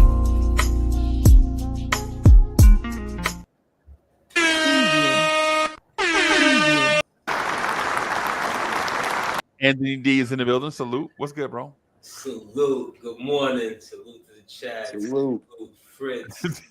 Salute. Ike BM Dre. I'm going to let them know. Touch my tires if you want to. Okay? Touch my tires if you want to. Tires expensive, bro. Tires because when you hear that cacao, don't play. Don't play. Do not play. Yes, sir. Salute to you all. I'm here. There's a fly in the background. You know how much German wheels cost? Bro, I'm telling you, man. I'm gonna finish this point though. The thing about some people though is they understand who they are at their core, but they sometimes overplay their hand in order to feel accepted. And I think that's what David Griffin has done. Like the years in Cleveland when he was like the GM of the universe, and in New Orleans when he was the team president of the universe or whatever. What he should have realized is, yo, I can do this thing in a small market and be a small market player, right? But when you start trying to play out here with the big boys, bro, yo, when you playing in traffic, bro, he got way too he got way too much credit for that for Cleveland. Yeah, You know what I'm way too much saying? credit. Me, you, Fritz, Ike, BM, Dre. As long as LeBron is there, Right. you understand what I'm saying? He got way too much credit for that. Yeah, Way man. too much credit for that. He got way too much credit for that, bro. And he got way too much credit for getting the #1 pick in the draft. I just knew I had a fit. You remember the second pick, the second time when they got Andrew Wiggins You know how small the Yeah. odds are where they got like 3 #1s in 4 years or something. in 4 years, bro. They're small because the league had to do something. To save Cleveland, bro. Yep. The league had to do something. It was the writing on the wall. The rest of the owners were like, all right, we good with it. Okay, fine. Just give it to them. LeBron then left. He wasn't the general manager that was there most of those years. It was Danny Ferry. Yep. Yeah, We forget that. if you look up like his job description, it was like advisor for 9 years. Yep. Basketball, Cabana boy. Yeah, like basketball strategic planning for 3 years, March 2014 to 2017. Then senior director basketball operations from 2017 to 2020. Then he became vice president basketball and strategic planning on the Knicks for the last 4 or 5 years. So Right. he has a role, but he's almost like a specialist. He's like our 3-point sniper. He's like our Steve Novak in the front office. He does one thing, but he does it very, very well. The connections and all the other parts and brainstorming what parts fit and what works together, that's probably a whole nother jurisdiction. Like the analytics department is probably completely different. That decides, hey, X player fits with this core. We need to target X player, and then they bring Brock Aller the assignment, and Brock Aller has to execute what the analytics is saying who we should get. Basically, like he's just the guy to execute what a game plan that was given to him. He doesn't come up with the game plan. He just executes what's given to him. Right. Y'all notice Kobe Altman is still there, right? Even though Brock Aller is gone, Yeah. and David Griffin is gone. Yeah. Yeah, some guys are just a part of the situation, and they ride the coattails of the people who are really moving and shaking. He's just one of those guys. That's all I've always seen him. Like, okay, when you get a Zion, okay, whatever you feel for Zion, talent, weight, off the field, off the court, on the court, that is a generational talent. And either way, you have to figure out, okay, can we build with this? And if we can't build with this, how many pieces am I going to get for him to build with this? Because why? You have all of the information that you, I, and John Q. Public does not have. He never did that. He really didn't. I thought it was a bad pairing to keep him with the other forward that's there. Right. I said it. I remember saying it. I'm like, no, this is not a good fit. It's really not. You're pairing him with the wrong because what's the name? He took. Remember when the Lakers had him? Talking about Brandon Ingram. They were calling him a bust. Yep. They were calling him a straight up bust. He still can't shoot threes. He couldn't shoot threes then. It was like, okay, but he's talented. So how are we gonna figure this out? And Bro, a bad coach will ruin players, bro. I agree with you. You remember who the coach was, right? God, they had a couple at the time. I can't even remember who the coach was. Luke Walton. Luke Walton. Yeah. Oh, nepotism at its finest. Yep. He wanted them to be Golden State. I don't know if y'all remember, but I think he had Golden State in a 22-game win streak, Luke Walton. It's almost like Kevin Durant was on that team or something. It was almost like that team was on autopilot. Bro, that team was on autopilot, and Luke walked out there screaming to the top of his lungs. Ain't nobody listening, bro. He like, man, sit your ass down. Straight up and down. Straight up and down. Yeah, AD. That's what I'm saying, bro. Like the Brock Aller thing, Fritz. I understand where you're coming from. I just can't. I can't say all praises due to Brock Aller, bro. I just can't say it, bro. No, I didn't say that. But I think what he does do may get him executive of the year. Oh, why? As a capologist. I'm be absolutely honest with you. That man said executive. If you look got at to win it to be executive of the year, my guy. I'm sorry, in my book. well, I think Brad Stevens won it in a year he didn't win it. So Well, because these awards don't really mean anything. You understand what I'm saying? If I don't know if I was talking to Freezy the other day or no, it wasn't Freezy. And I said Brad Stevens is proven to be a way better general manager than a coach. And he was a good coach, but he burnt out. And it was like, you know what? I could put my paws on the team a lot better from an executive situation than I could as a coach. Because remember when they got him, he was boy wonder. Bro, he was trying to execute something like his vision, but he didn't have the ideal players to execute the vision. Nah, that team wasn't ready. Yeah.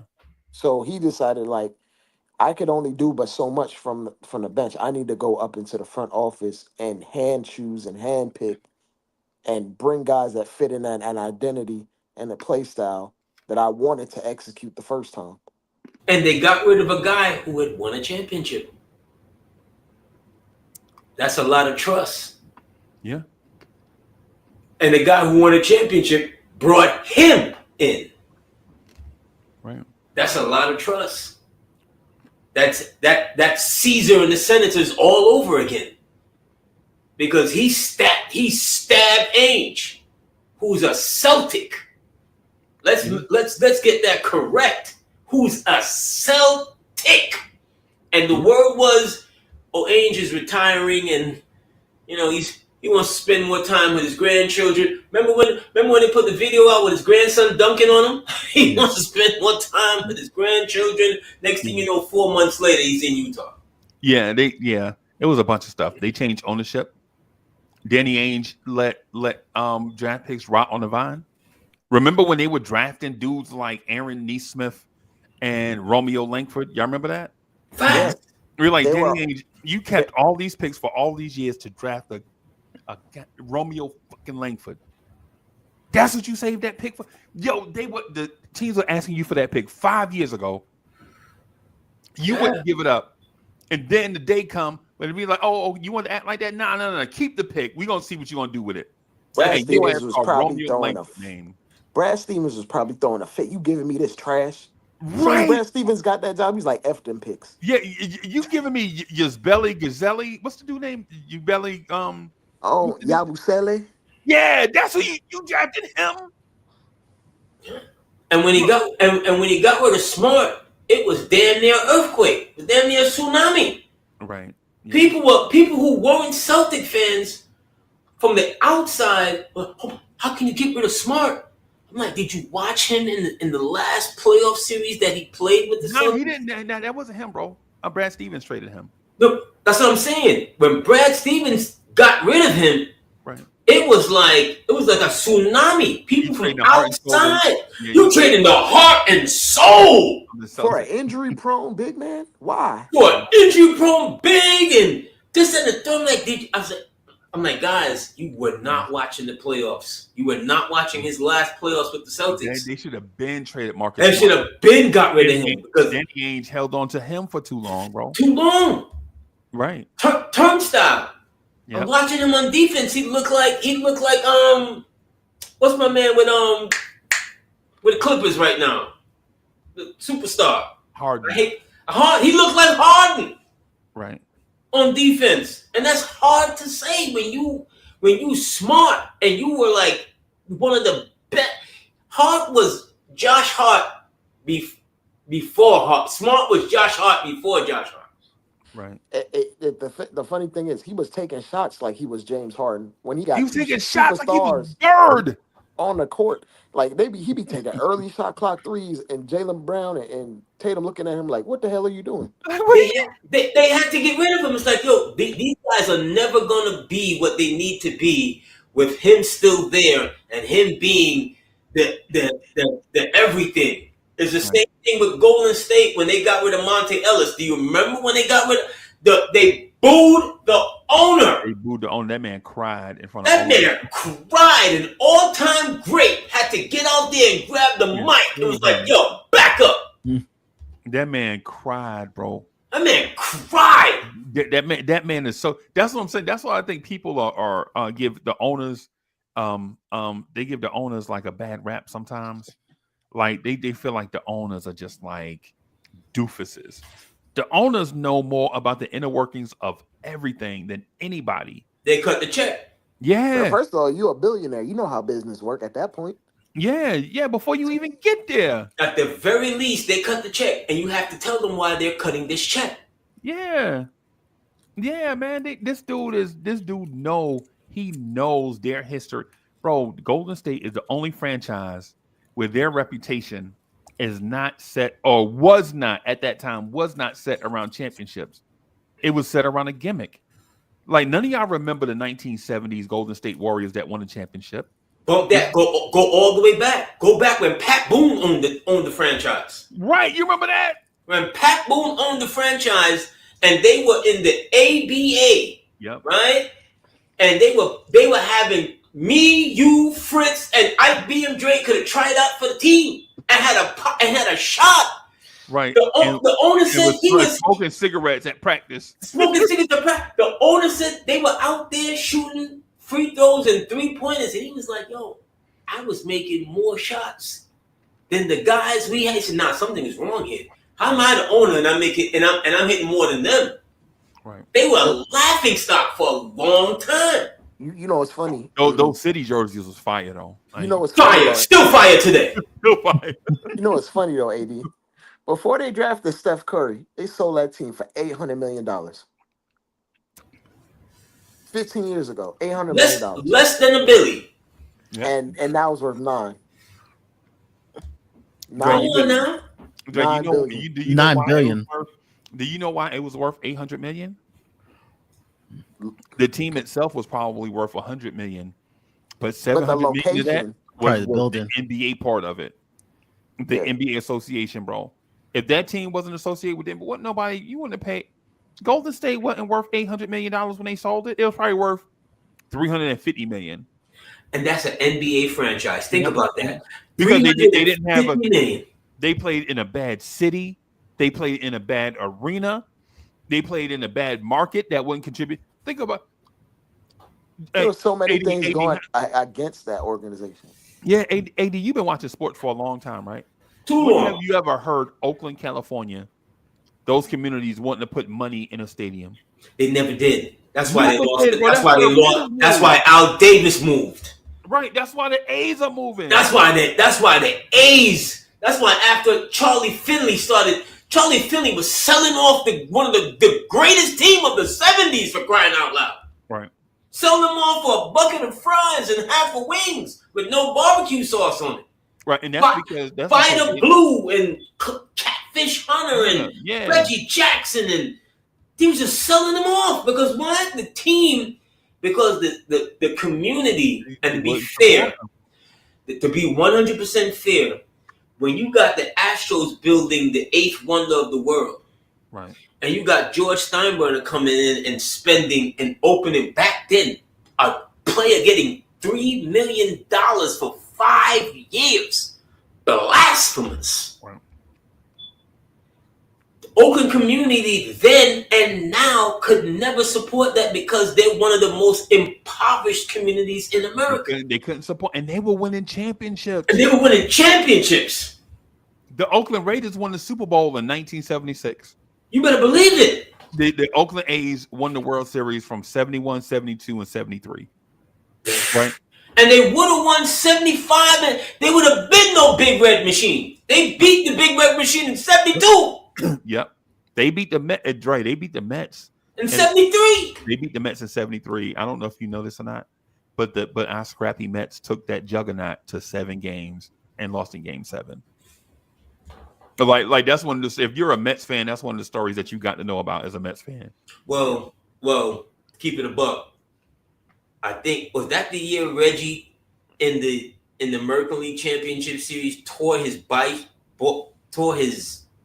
calf muscle all the way out trying to score from first to home. Yep. And he doesn't play in the World Series. I think that's the year. Memory serves me. He played in the World. He homered in game 7. He home when okay, so that wasn't the year then. So that's no, he played. He was hurt. Yeah, but he played. But the year I'm talking about, Reggie is done. Reggie's done until next year. You know who we had at first base? Yeah, what's my what? Our first baseman name was Willie Mays. Wow. Yeah. Willie Mays on first base, and he was through, bro. He was out there looking like Taj Gibson, bro. Remember when they caught Willie at home plate, and Willie had his hands up to the gods, like, "How could you call me out? I'm Willie Mays. Willie Mays. You call me out? Like Willie, you were out, bro. You were out by a mile. Willie, you were out by like 5 miles. Stevie Wonder called you out. That's how bad you was." Right. Yeah, Fritz. That's what I'm saying, bro. The Brock Aller thing. I respect it. I'm just not ready to put his statue next to the Statue of Liberty, bro. Right? I'm not gonna call him a ham sandwich. I'm just gonna call him he good. On a scale of 0 to 10, I give him a very strong 6.5, 7.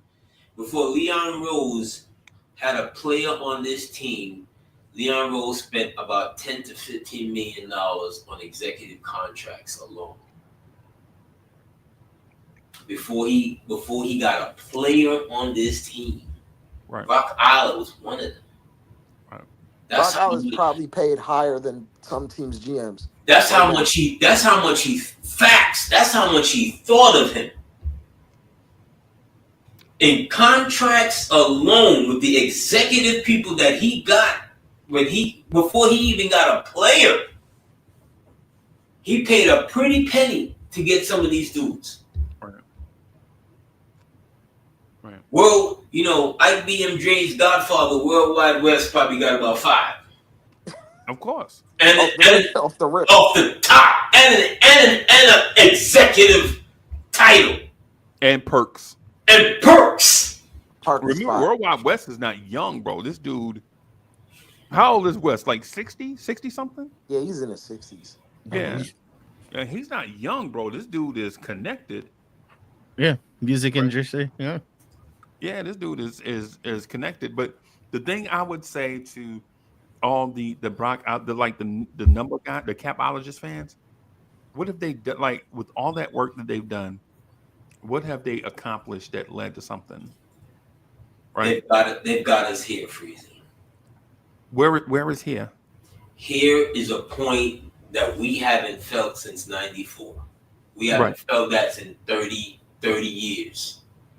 That to a man, if a Knicks fan is keeping it a buck, and I mean a Knicks fan from then, 99, 2000, because remember they were the Eastern Conference in 99 and 2000. They lost to Indiana. Yeah. Right? I cried when we lost. If you keeping it all the way, this is the best feeling you've had since then. January. No. This is the best feeling we had since January, and the Knicks were. No way. Fritz, tell him he's wrong. Fritz, tell him he's wrong. Come on, he's wrong, man. Tell him he's wrong. IBM Dre. Come on now. You telling me in January you didn't feel like we were a championship contender when you saw January followed December. Yeah, January. Yeah, January followed December. It was the best feeling. It was a good feeling, but it wasn't this. You remember December though, right? Yeah, I remember December, but it wasn't this, Fritz. Because guess No, what? I'm talking about Freezy before January's run. Yeah. December was horrible. December we were up and down. Man. Exactly. December we were up and down bad. No, see, I'm not talking about the way the team played. I'm saying that man said the feeling. Now, mind you, the point of all of this is the feeling, and I'm saying we haven't felt like this since '94, since January, since '94. '94. Nah, man, you want to feel like '94. You know the difference? Tell me, Chris. Okay, January we were hot. We were hot, but the respect wasn't there around the league. The league don't respect us. Church, but 94. People feared us. Like people. Church. I know. Everybody talk about Chicago on the '90s. Chicago feared us. Jordan wasn't there in '94. The league changed the rules because of us. Right, because people hated watching that style of play. Basketball was ugly because of us. Hey, it was meant to be. I mean, I'm gonna just say this in a practical sense. Mm-hmm. No pretty boys allowed. How can think about this? Think about what I'm saying. How can a 45-year-old man say he now feels the same way he did when he was a 15-year-old boy? First of all, that don't even make sense. First of all, I am not 45 years old. That don't even make sense. First of all, I'm what you call half century plus. I understand that. I understand that all of y'all are I am not 45 years old. I'm talking about the general age. I'm talking about the general age of this audience. I ain't talking about because everybody's age is going to be different. Freezy. Everybody on the panel is going to be a different age. Freezy. Just give me 5 seconds, Freezy. I'm give you 5 seconds. The reason why I can't get my point across because every time I start a sentence, y'all cut me off. I'm sorry. You know, I just like to finish my thought, bro. That's it. What I'm saying is I understand how we feel now in this moment, and this moment does feel great at times. I think we all need to get on camera. This is an on-camera moment. Right. I think we all feel great at times, but y'all wasn't feeling like this when we lost last week to Atlanta. Last week when I was talking to y'all were like, man, I don't know if Tom Thibodeau is the guy for this team. I had these conversations with y'all. I was there. Yes. I talked you up. No, I was there. I talked you off the ledge two Sundays ago. Yeah. I was there. Right. Bro, that's what I'm saying. 94. And so the 94. Go ahead. Go ahead. No, go ahead, fam. And what I'm telling you is the 94 feeling was not just about 94. It was from 92 to 96. It wasn't just that one year. Every year from 92 to 96, we felt as if we were championship contenders. Right? That was an era. That was a thing. Right? And so this moment here, we ain't accomplished nothing yet. That's all I'm saying. Yeah. We haven't accomplished anything, but that wasn't the question. That's not what I said. I said, when's the last time we felt like this? And for me, it's 94. And here's part of the reason, Freezy. Okay? In 1994, you had then a going into his ninth year, Patrick Ewing, that had been through so many coaches and players and this and that and whatever. And finally, he had some semblance of what mirrored the best parts of his game, which was, you gonna catch this Jamaican right hand. You gonna catch this Jamaican left hand. Because his game is as pretty as it could be. Because we remember him with the turnaround fadeaway and the jab step fadeaway for a big, long before Joker thought about it. Right. You forget about that hat. We haven't seen his light and dominance in 30 years, and now we have Karl-Anthony. What? Right. Karl-Anthony should have had 50 the other night. Could have. You see, that's what, when you talking about, because remember, in our conversation during the week, it was about, the regular season matters and Tom Thibodeau's not doing certain things or whatever. That's a game where Karl-Anthony's supposed to step on their necks. I don't care about no 33 and 20. I wanted to hear 55 and 20 and 7, because that's what he could have had. That's really what he could have had, and we haven't seen this kind of dominance at that position since '94. And Cat can only get better. We ain't had this field. We ain't had no center. We ain't had no dude like that in the middle in 30 years. I was there. Right. Because what? I ain't 45 years old. Right. Thank you. Assalamu alaikum. So it goes on. I wanted to comment, even though I wasn't there for 94, it feels like the perspective shifted from the little engine that could to we dictate what happens in a night to night. And if we do that, if we do what we're capable of, we do not lose. And I don't think I've felt that way being a Knicks fan at any point in my life, not even 2013. Right. The earliest I remember of basketball is like 96 at that. And I caught the back end of the peak dominant Knicks years. Right. I don't think I've witnessed a team that can just turn teams on their heads within 2 to 3 minutes at a time. Like Freezy, just watching this Wolves game on the rewatch.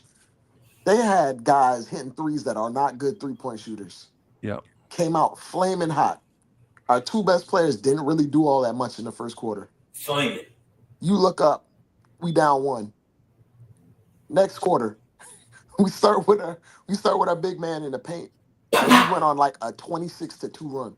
Yeah, you talking, Dre, I know what you talking about. They were up 29-22, and we came down and hit. We saw one shot go in, and before you know it, Chris Finch is calling like 3 timeouts back to back. And it's like this. The thing about this offense that's so potent, and why we're at the pace of being or having like the most minutes played up 20 in league history.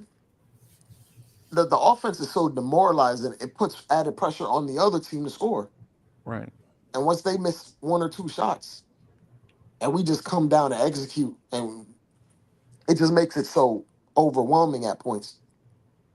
Like it just adds added pressure. Like we were intentionally leaving the McDaniels kid and Randall open. They made a couple shots in the first quarter. Right. We played to the numbers, and those shots started getting a little tight. Once you got up 10-12, those shots that they need to have in to keep pace, it just wasn't going in. When they miss, it's demoralizing. When they miss. Yeah, and then we come down and execute and get whatever we want.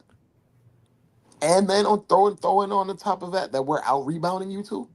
And occasionally you'll see OG Anunoby or Mikal Bridges get a layup at the rim because you overplayed the perimeter. Yeah. And this is against a great defensive team too, Fritz. Mind you, this defensive team, team defensively is a great defensive team. They were dominant the last 2 to 3 weeks defensively. Yeah. Outright dominant. They were the best defense in the league. But in the last 2-3 stretch. Just to this point, I just want to. So Fritz, I understand like all the stuff that they said just now. I understand and I agree with what they said, right? But the thing is that I don't agree with though is the Brock Aller part of it, putting us in elite mindset. The on the court stuff, I like to give credit to the players and the coach, right? But in my mind, just to say Brock Aller deserves all the credit for what's happening, I never gave him all credit. No. I know you. I'm not misquoting you, bro. I'm not saying that you said that.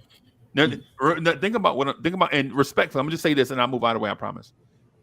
Think about what I'm saying. I'm saying that right? I'm not gonna quote you or misquote you because you hear in person. You can speak for yourself, right? What I'm saying is I don't want to feel that way. I'm speaking about my feelings.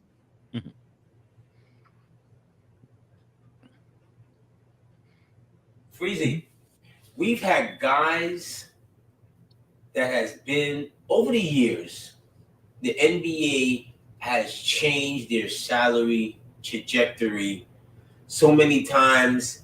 It's hard for the average fan to even wrap their minds around it, because when you think that you understand whatever they flip something in there, the bird rights, the this, the that. We've had guys, Freezy, that have doubled down on the nonsense. They sign Jerome James on a Wednesday. Oh God. They turn around and trade for Eddie Curry on a Friday. Saturday. Oh yeah, Friday. Yeah. In the same season, Uncle Freezy. How much we have to respect. 80, how much material you think they used on them big ass suits back then? Oh dear Lord, they probably cut like 2.5 yards. Yeah, for the shoulder pads alone. Just for the shoulder pads alone. The pride that Isaiah took in gift wrapping us that. That man was teasing at the press conference. In one season, Freezy. Let's just take a look at it. Remember earlier this year, we were like, the Knicks hit us with the pop, pop, pop, pop, Bridges, and then all of a sudden hit us with Cat, pop, pop. 20 years ago, the Knicks hit us with Jerome James and Eddie Curry. They could have possibly killed Nick Nation. Yeah. They literally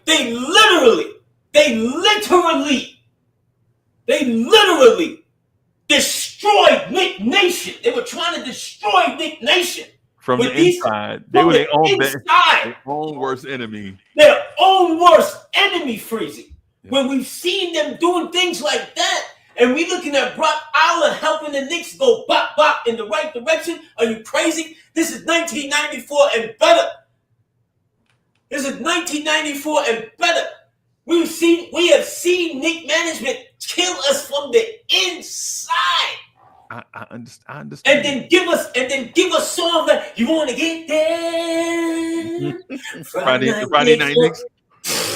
Friday night Knicks on MSG. I literally remember one night I was out on a date, and it damn near crashed the date because I'm trying to watch the Knicks on a Friday night while I got a Dominican shorty on my left side with my nonsense trying to watch the Knicks. The Knicks literally could have destroyed my evening one night because me and my buffoonery. That's what the Knicks did to us. Fritz, did that time frame that he talking about? That time frame, I used to travel the country, right? All up and down the East Coast to catch Knicks, right? Mm-hmm. And so I had a legit, I think I told IKBM Dre this when I first met him, right? I legit had like a 25-game losing streak with the Knicks. Every time I showed up at the game, we lost. Hey, do you remember that I told you that on Old School Knicks one time? I think I told you that like 3 or 4 years. Every Knicks game I went to, it didn't matter if the Knicks were hot or cold, or if the team we played were hot or cold. It didn't matter what city.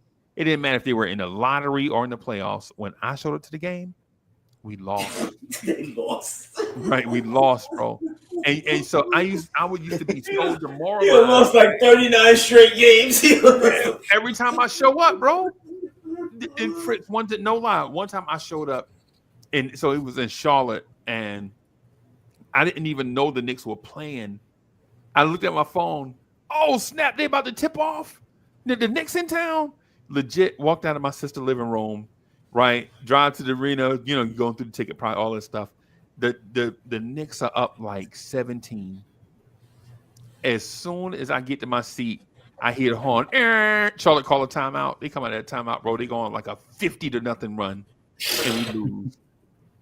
Oh my God! Yeah, no lie, bro. They going and this was when they had you remember the ugly purple uniforms? Oh dear Oh my God. God. Oh yeah. Oh dear God.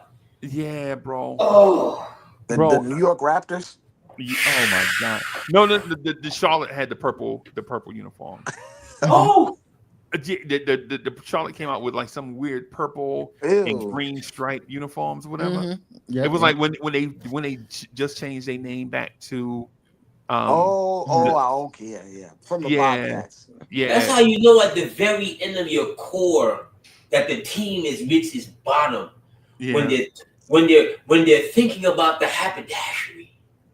They're thinking about the uniforms. AD, Freezy and Fritz.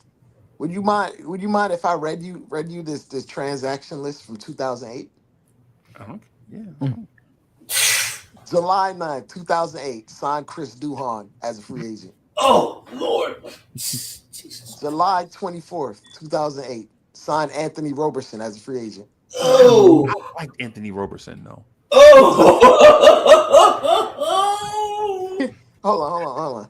July 28th, 2008, traded Ronaldo, Bonkman, and cash to the Nuggets for Torian Green, Bobby Jones, and a 2020 second round pick that turned into Andy Routens. And they had the nerve to get Boltman back. The next day, waived Bobby Jones.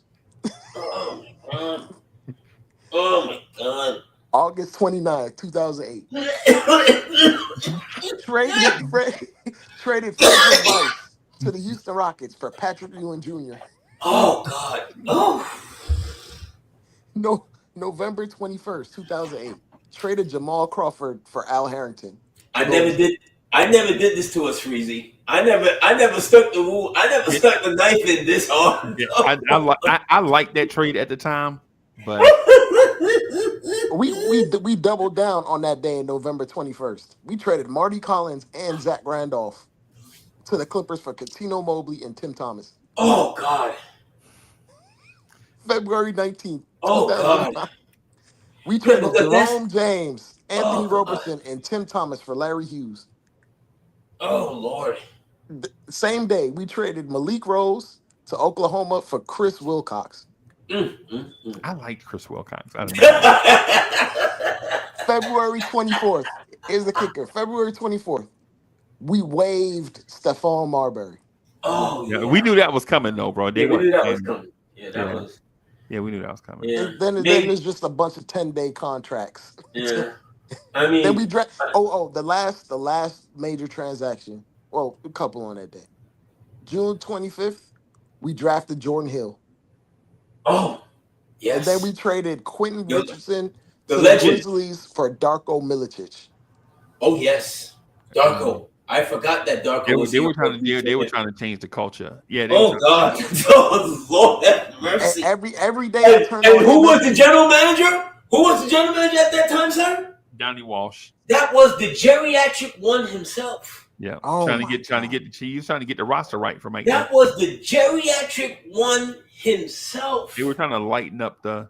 They were trying to lighten up the get. They were trying to get all the gangsters out the building. But the year before it was Isaiah Thomas smiling ear to ear. You could see that man's dimples from the sun. Yeah. Oh my God.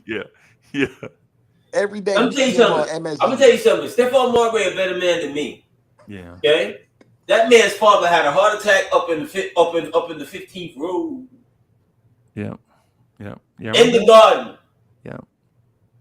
And has decided when they left that man on the bench to die, they were playing Chris Duhon. Let's just take a look at this here for a second.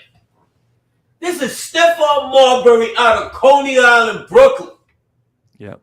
One of the greatest point guards this city and any has ever seen. And you are starting Chris Duhon.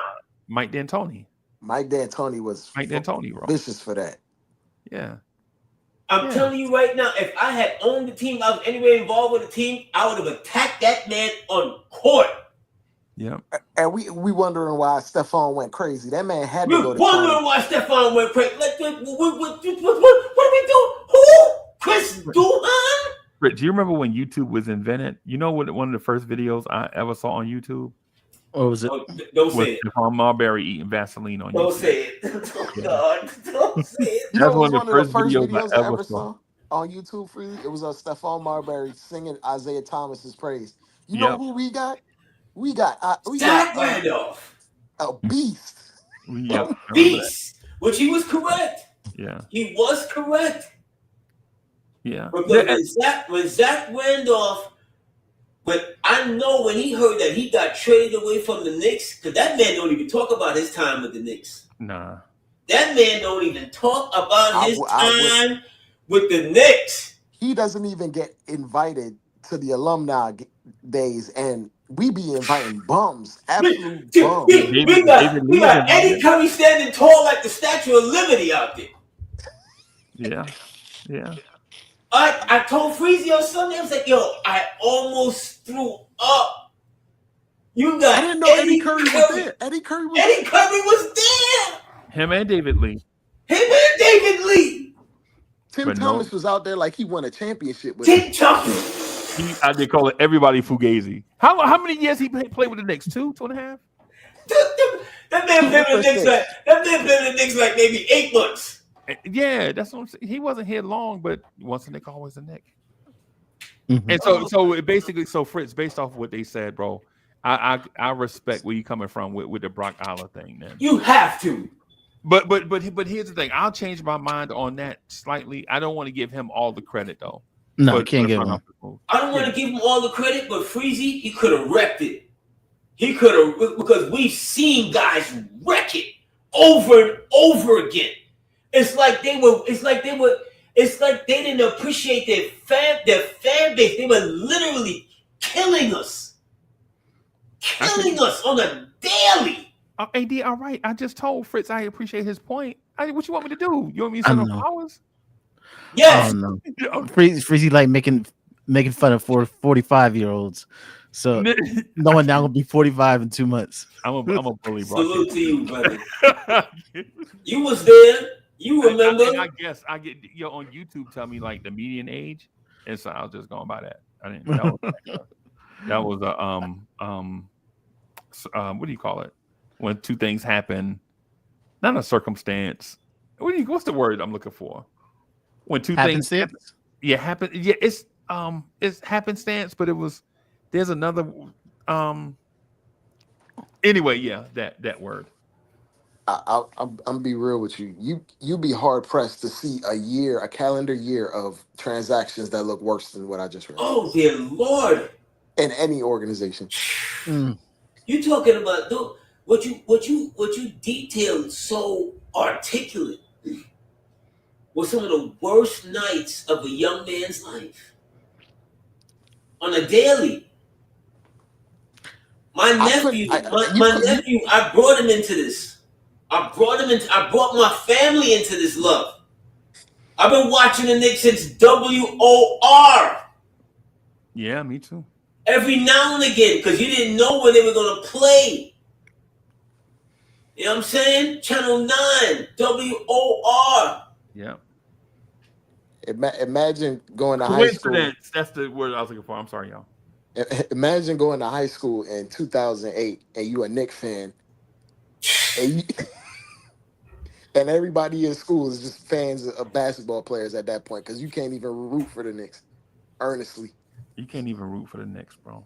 But see, here's the difference between me and so many. I told this to my man, Mr. Gabe. There's never been a time in my life where I never threw up the Knicks colors. Yeah. I don't care how bad we sucked. Yeah. And that's the flip side of this thing. You working against me one way, but I'm loving you to the end of this shit. Yeah. I'm loving you forever. That's why Uncle Freezy's on 30 times a week, 40 times a week. Because I have Stockholm syndrome, bro. I love my abuser. That's what Stockholm syndrome. I love my abuser, bro. That's what me and the Knicks, bro. You know what I'm saying? I don't. There's no other way to put it. We were AD. I remember being in New Orleans when New Orleans was dog water, but so were the Knicks. And I remember going in there like with the Knicks orange and blue on, and it was probably about 70-30, like 70% us, 30% them in New Orleans, right? And I looked around, I was like, there's no way that this team. I think we might have been like 5-16 or 5-17 at the time or something crazy, and they were like 8-14 or something weird. And I'm looking around like the Knicks have no hope, and they basically selling out a lottery team's arena. The worst team in the league. I think this was like 2018. This is yeah. I remember. Yeah, I remember the stretch. Fritz, I don't know if you remember. You remember the stretch? You remember the stretch where Mario Hezonja got like 3 triple doubles back to back playing point guard? Oh, We were yeah, in New Orleans. I think I was in New Orleans for that game where why must Mario. you do that to us? Oh my God! Because You're talking about the end of the season. Yeah, I think it was Mark. Yep. It was like end of the season. He got it. That, Yeah. Like he flourished toward the end. Yeah. Yeah. I think my story might be, but yeah, I was so it might have been. Yeah, I was there for that, bro. And but now that I look back on it, I'm like, for what? I legit spent $2,000 to go see fucking Mario Hezonja in New Orleans. I'm sorry for cursing, Fritz. I'm sorry, man. Don't feel it. I'm sorry. I'm not trying to be disrespectful to Fritz. I'm sorry, man. Tomorrow is Sunday. Tomorrow's Saturday. No, my apologies, Fritz, man. But when I think Mario about Hezonja and a couple beignets, Oh, $2,000. but think about the flight, the hotel, the tickets, the food, all of that. Like you do that, and then I think it was during the week, so I took time off from work to go see them in New Orleans. Yeah, I was at bro. Took a sick day, man. Yeah, and you know what? I'll tell you another one. I was going to the game. I got sick. I got sick, man. I had not sick like sick, but I had like a stomach virus or something. I just couldn't go. But I bought tickets for the game that Victor Oladipo blew out his knee against us. You remember that? oh yeah. Dre, I spent all that money on that game and didn't even go. Oh boy. Like I couldn't resell the ticket. It was too, you know what I'm saying, too late or whatever. The hotel, I kind of got a little bit of money back from that and a little bit. Bro, but I was about to spend $2,500. Remember, that's the Tim Hardaway game. Y'all remember that Saturday night? Yep. Victor Oladipo tore his the thigh muscle. Yeah, remember his that? quad. His quad. Yeah, he wasn't the same after that. I was headed there, bro. I was about to spend $2,500, and we were trash.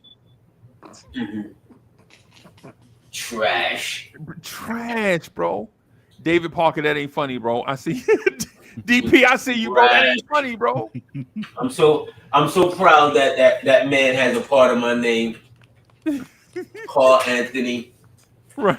That man, we haven't had a cent. Look, I'm telling you, you can't get me. I don't care. Even when they lose, I'm like, you know what? You ain't gonna beat us tomorrow.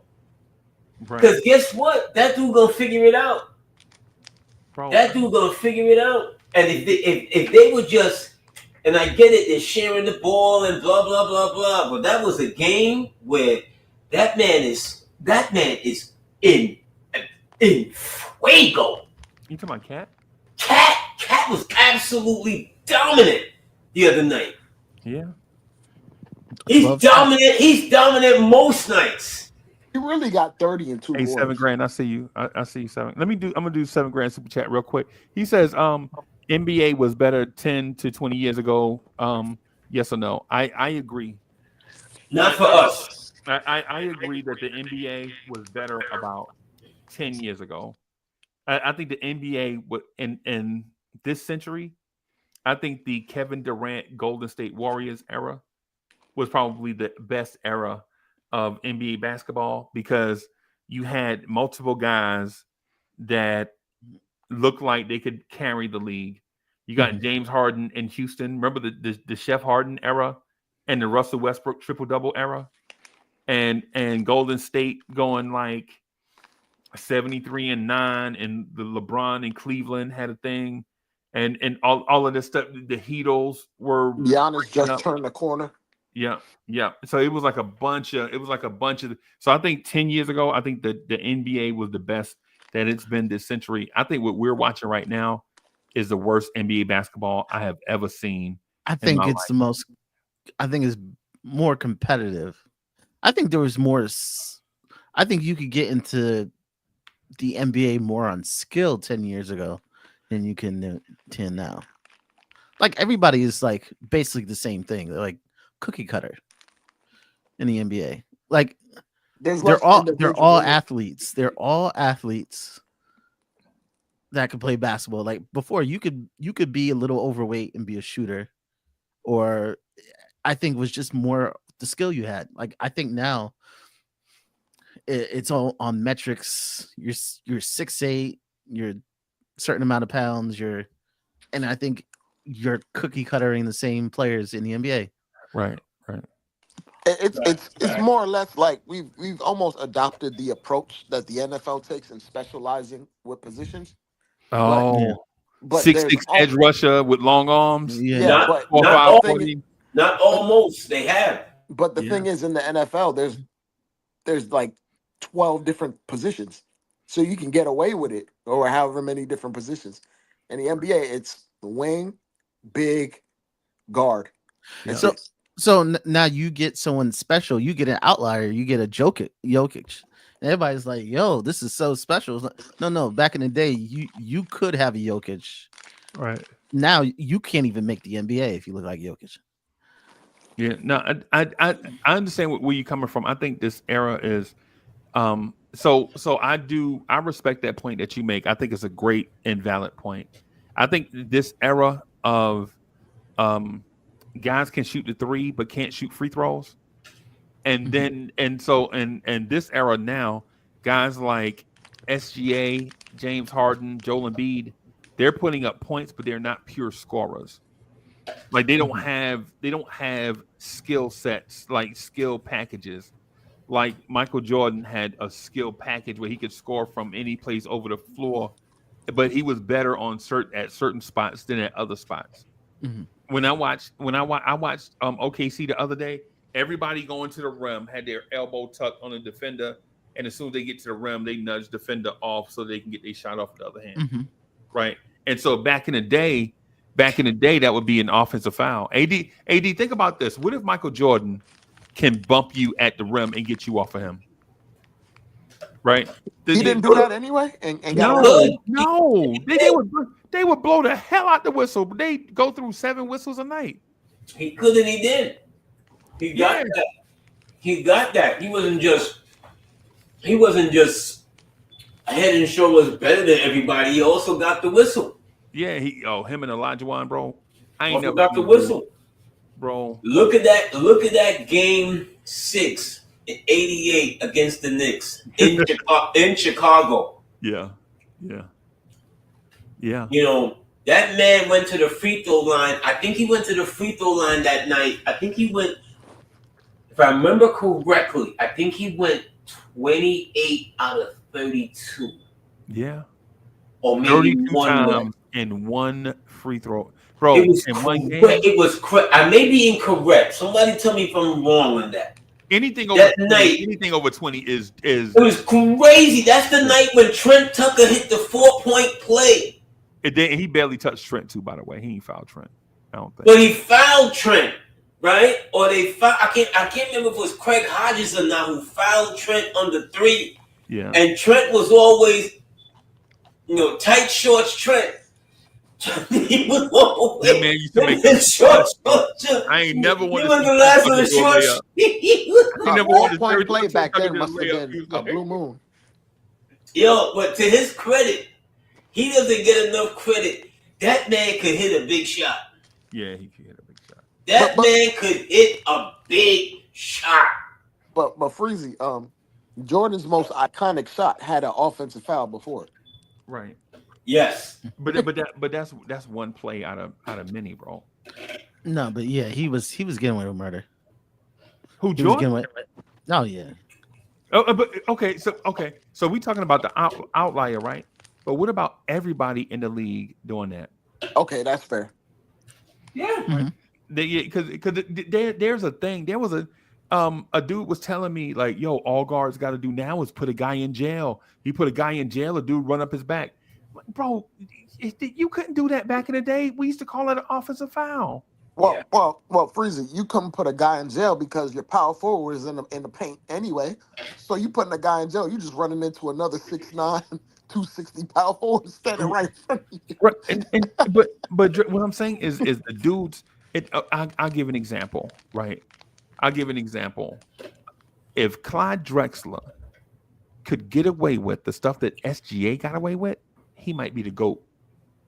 Clyde Drexler would Drexler average 30 a game, just like he would average. Clyde Drexler But I think he'd average 47 a game, bro. But not only to that though, Freezy, what your AD was he not top 5 athletic guy in that era?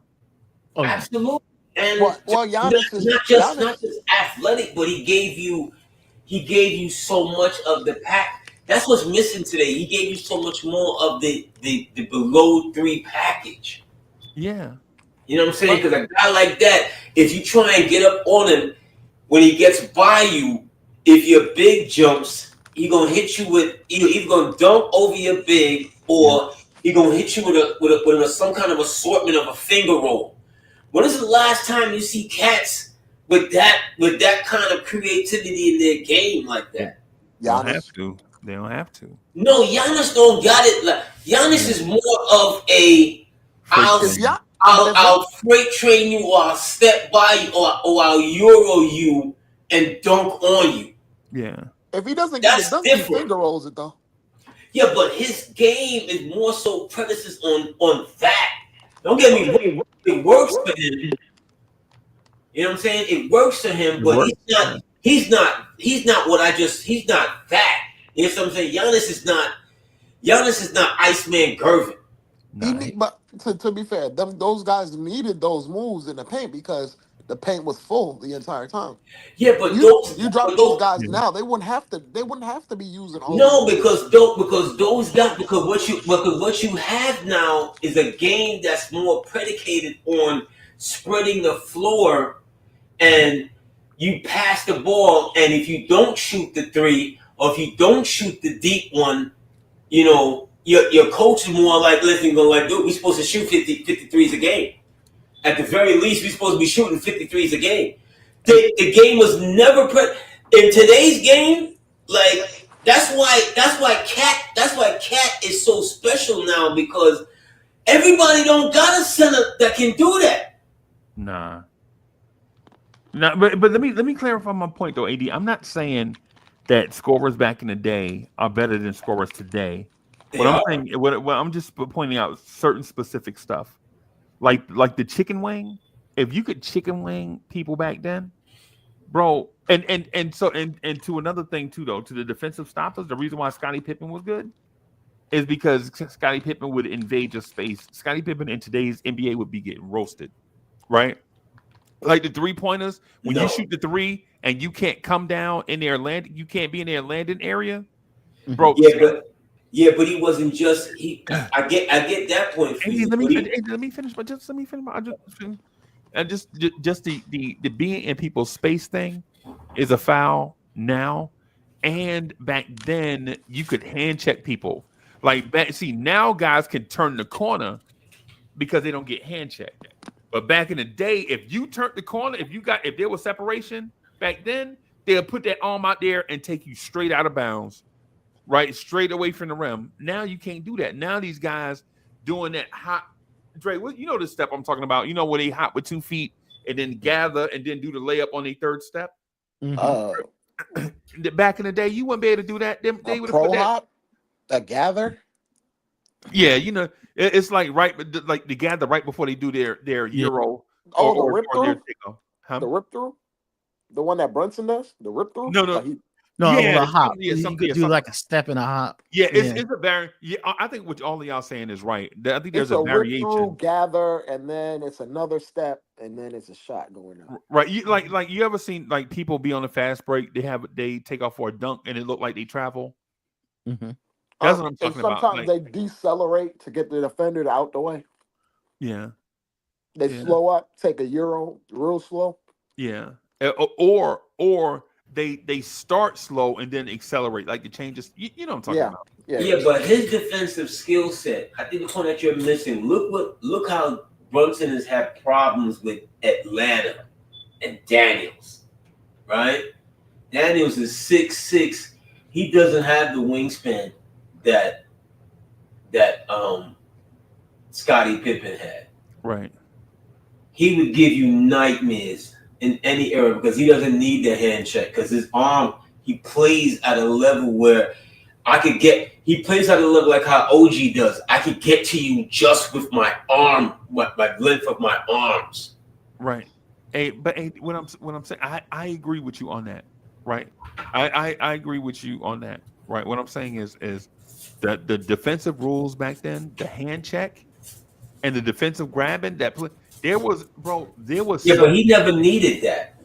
That's my point. He never needed that. He wasn't a Gary Payton, a toucher and a feeler like that.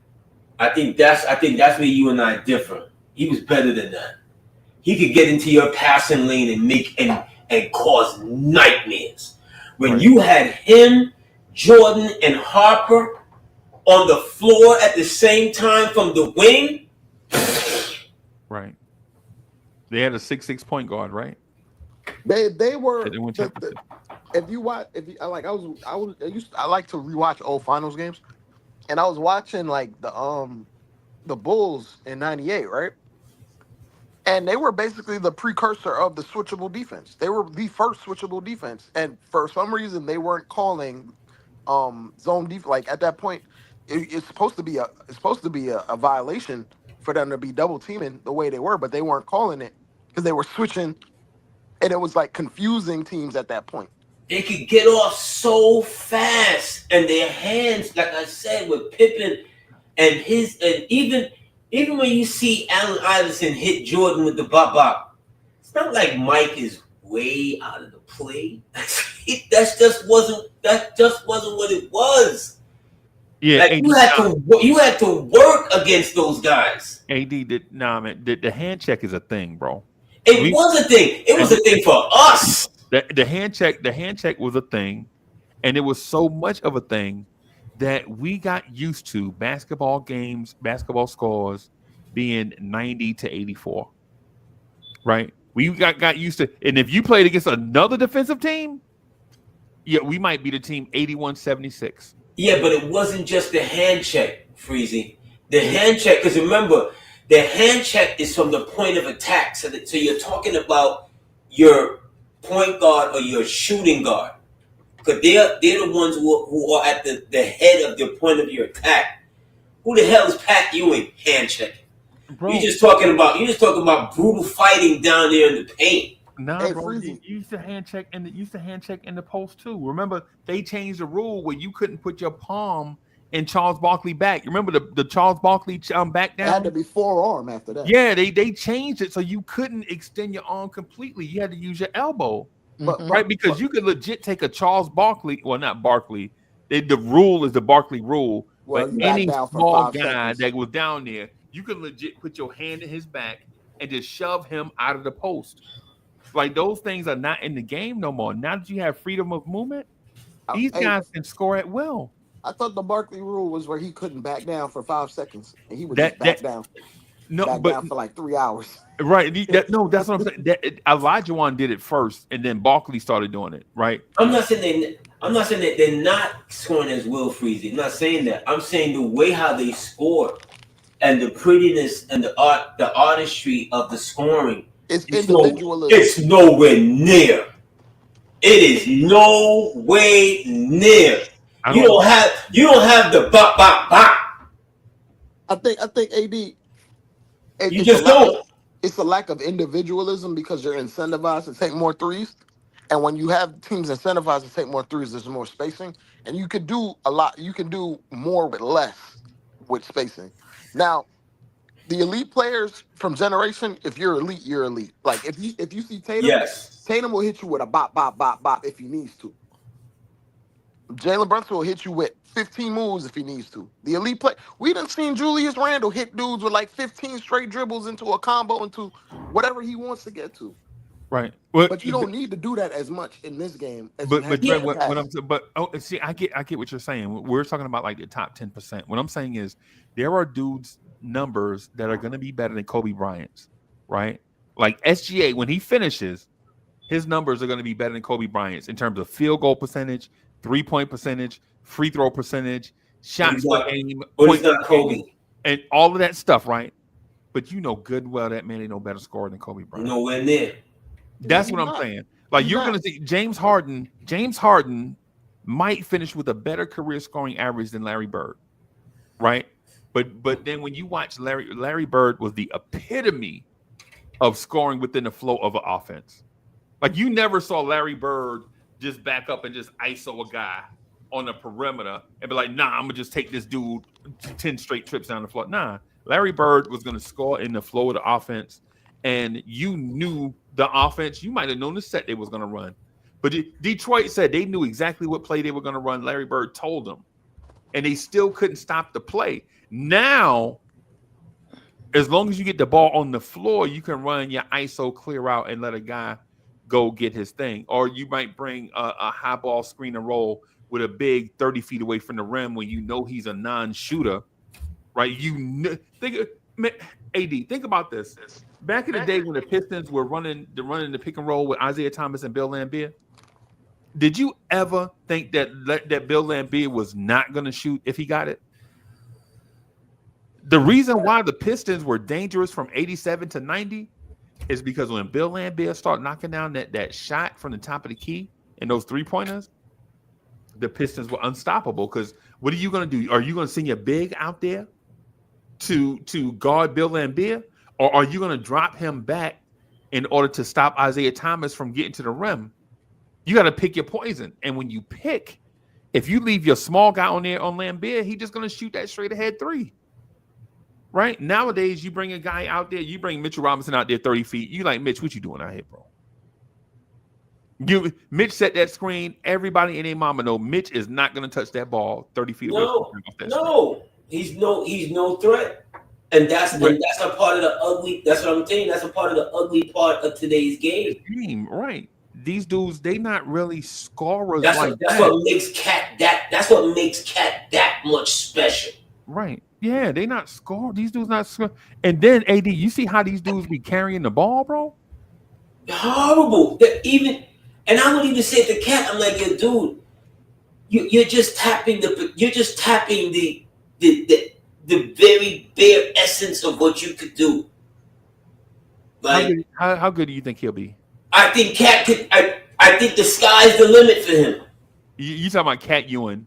You think he's gonna be Cat Ewing? I think he could be better than Ewing.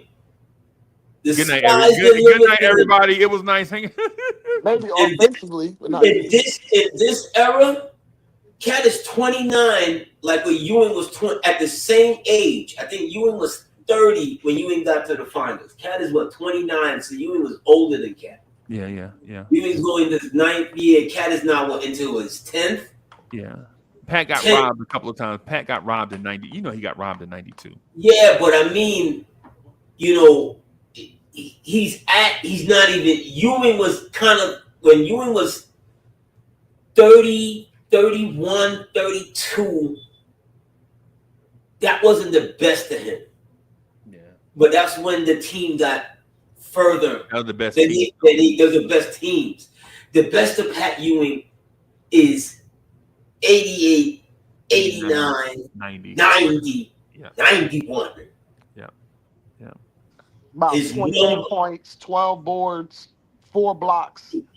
Dominant. Right. He could be better than that because you don't have the nightly Elijah Wan, Donaldson, Duckworth, Morning, this one, that one. Why you don't ever say Jeff Rulin, bro? You don't like Jeff Rulin? Jeff Rulin, Jack Stigma. You don't have all of these guys on a night-in, night basis. Yeah. Every night, Cat has a disciple. When they didn't go at Atlanta, with Capella, Garden Cat. Are you mad? Yeah, that was Tibbs. That was a Tibbs loss, bro. That wasn't it. That wasn't it.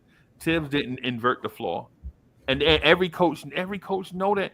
Everybody, all the true hoop heads I talked to about what happens when you put a taller defender on your primary ball handler. Everybody say the same thing, bro. Like, yo, why he didn't invert the? Because if you got a big guarding a small, somewhere on your floor, there is a small guarding a big. I'm going to make you double team me. I'm going to call a timeout. I'm going to say, Cat, look, I'm going to need you down low right now. I'm going to need you to foul these motherfuckers out. Yeah, bro, that's what I'm saying. That's easy, right? If Brunson is up top, right, then now your offense, you have to have OG screen up top. And I know OG is a slasher, right? But Josh Hart is too little. Josh Hart's not a screener. No, he's too little for that. Yeah. As hard and tough as he plays, that was a game where it had to get dirty and grimy. Right. You let them get dirty and grimy on you. They brought in Hunter off the bench, and he's posting up everybody that's not named Cat. Right. Yeah. We had Mikal on Trae Young while DeAndre Hunter's posting up Deuce McBride. Come on now. And you had the lead. That was all Tibbs right there. Hey, so Fritz, you hear the conversation right now, right? That's the reason why earlier when we were talking about this feeling here is like 94. In 94, we weren't having these conversations, bro. We were. That's why I disagreed. Nah, bro. Yes, we were. I remember when they had a 4-game loss.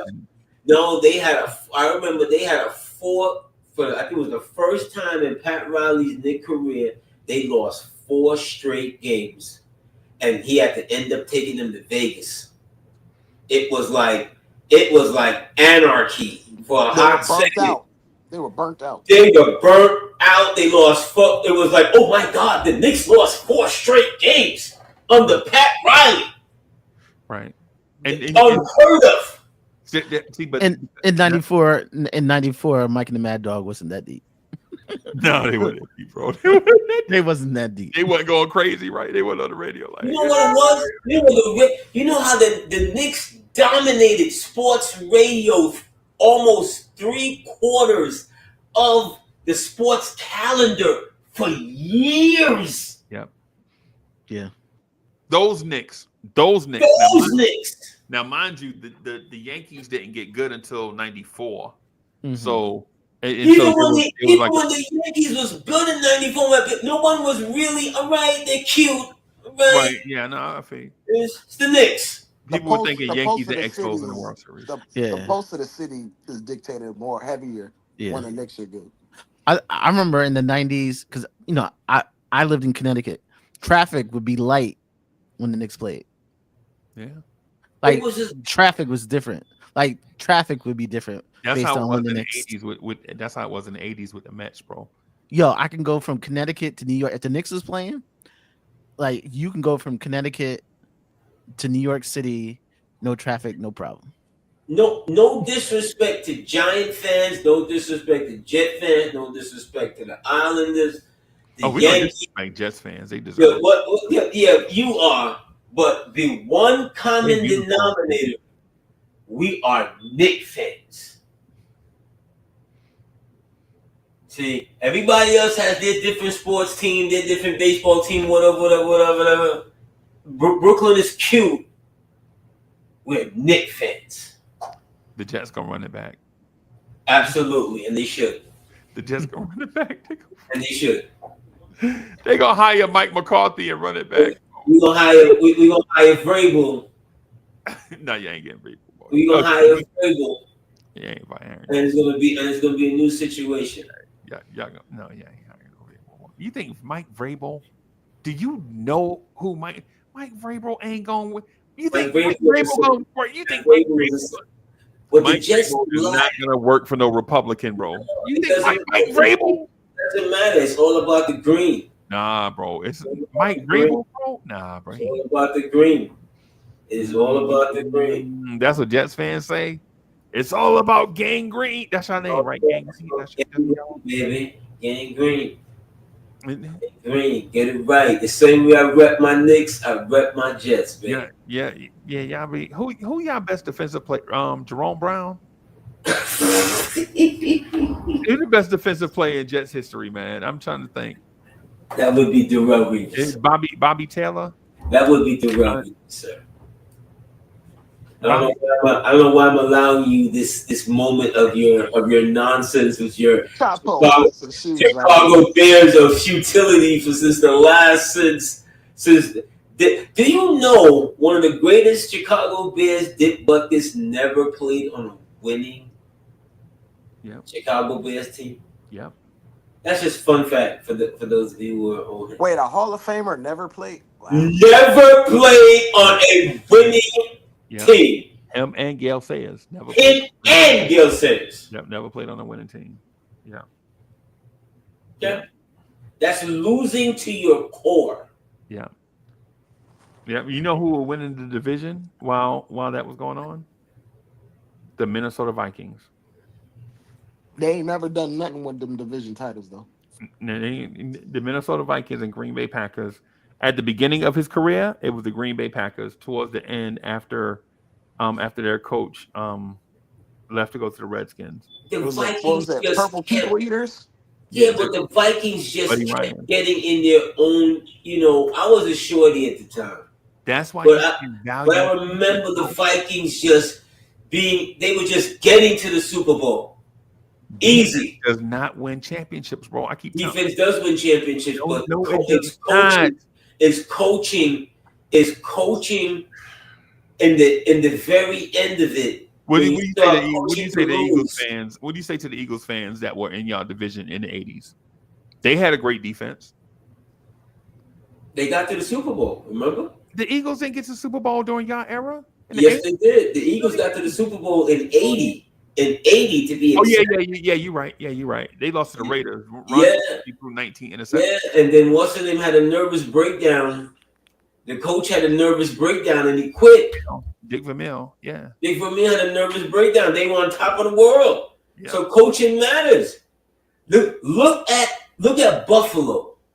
Buffalo got to the Super Bowl 4 times in a row. Their rallying cry was one more time. That defense was a great defense, bro. They had Nate Odoms, Darryl Talley. But not against the NFC. Cornelius Bennett, bro, not against the NFC. They had a great defense. Bro. No, not against the NFC. When the NFC was drafting maulers, the AFC was drafting like what the NFL looks like today.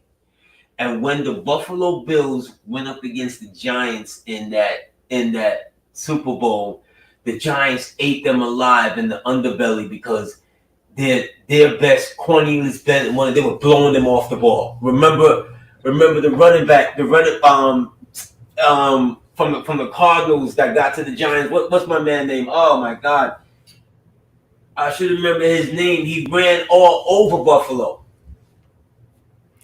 bro. You know I know Mark Maddox, right? You know Mark Maddox. Yes. He used to be the middle linebacker for the Bills. One of my homeboys introduced us through Facebook, and then I wound up knowing that dude, bro. Them dudes, bro. They were always just like one coaching adjustment away from winning the Super Bowl, bro. Like they now when you look at the final score of the games, you're like, nah, man, they got blown out by the Redskins. Yeah, they did, man. But they came out there not unprepared, but outcoached. Remember Thurman lost his helmet. Yeah, he missed like in the first quarter of the game. How do you lose your helmet? Yeah, man. Yeah, there's a story behind that, man. Yeah, but that's all. Look, when they were going up against the Cowboys, the Cowboys, right?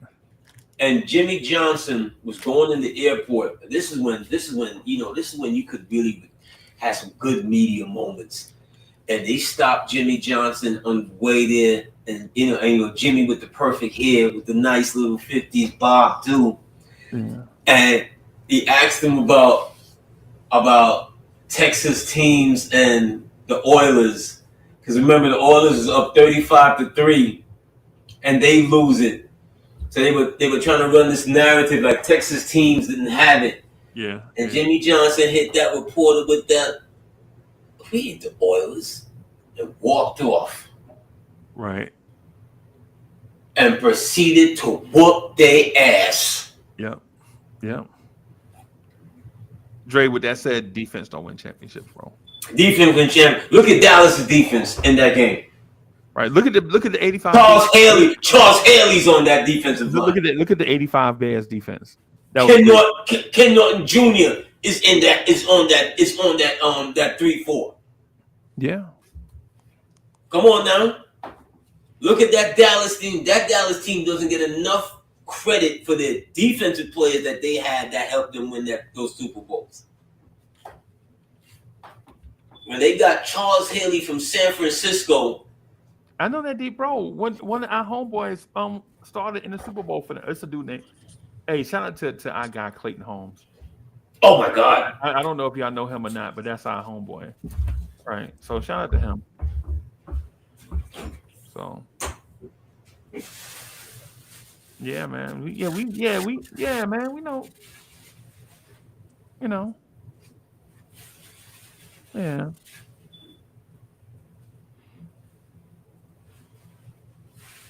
Yeah, man.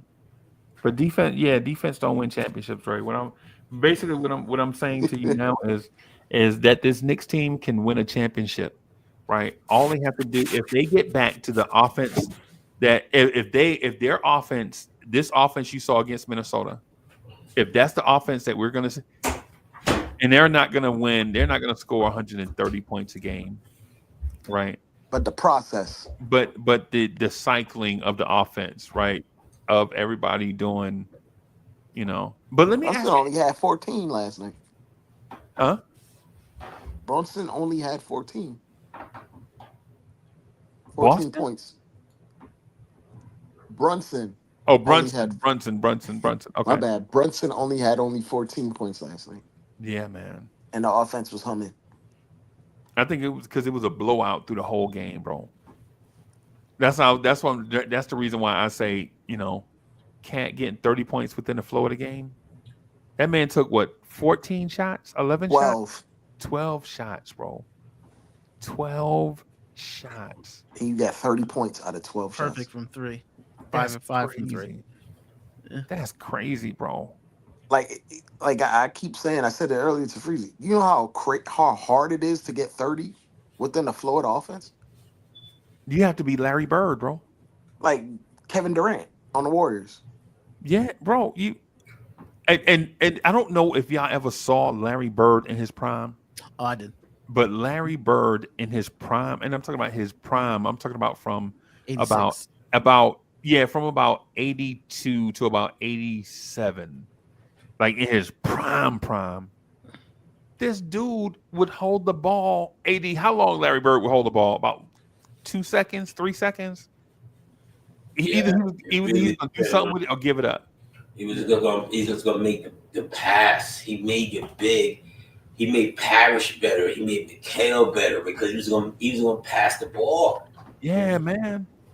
That dude pass the ball. If he was gonna pass the ball, when he hit you with that jab step fake, yeah, and he go by you because you're looking at him and you're thinking he is not the original white man can't jump, white man can't whatever, but he would he lull you to sleep.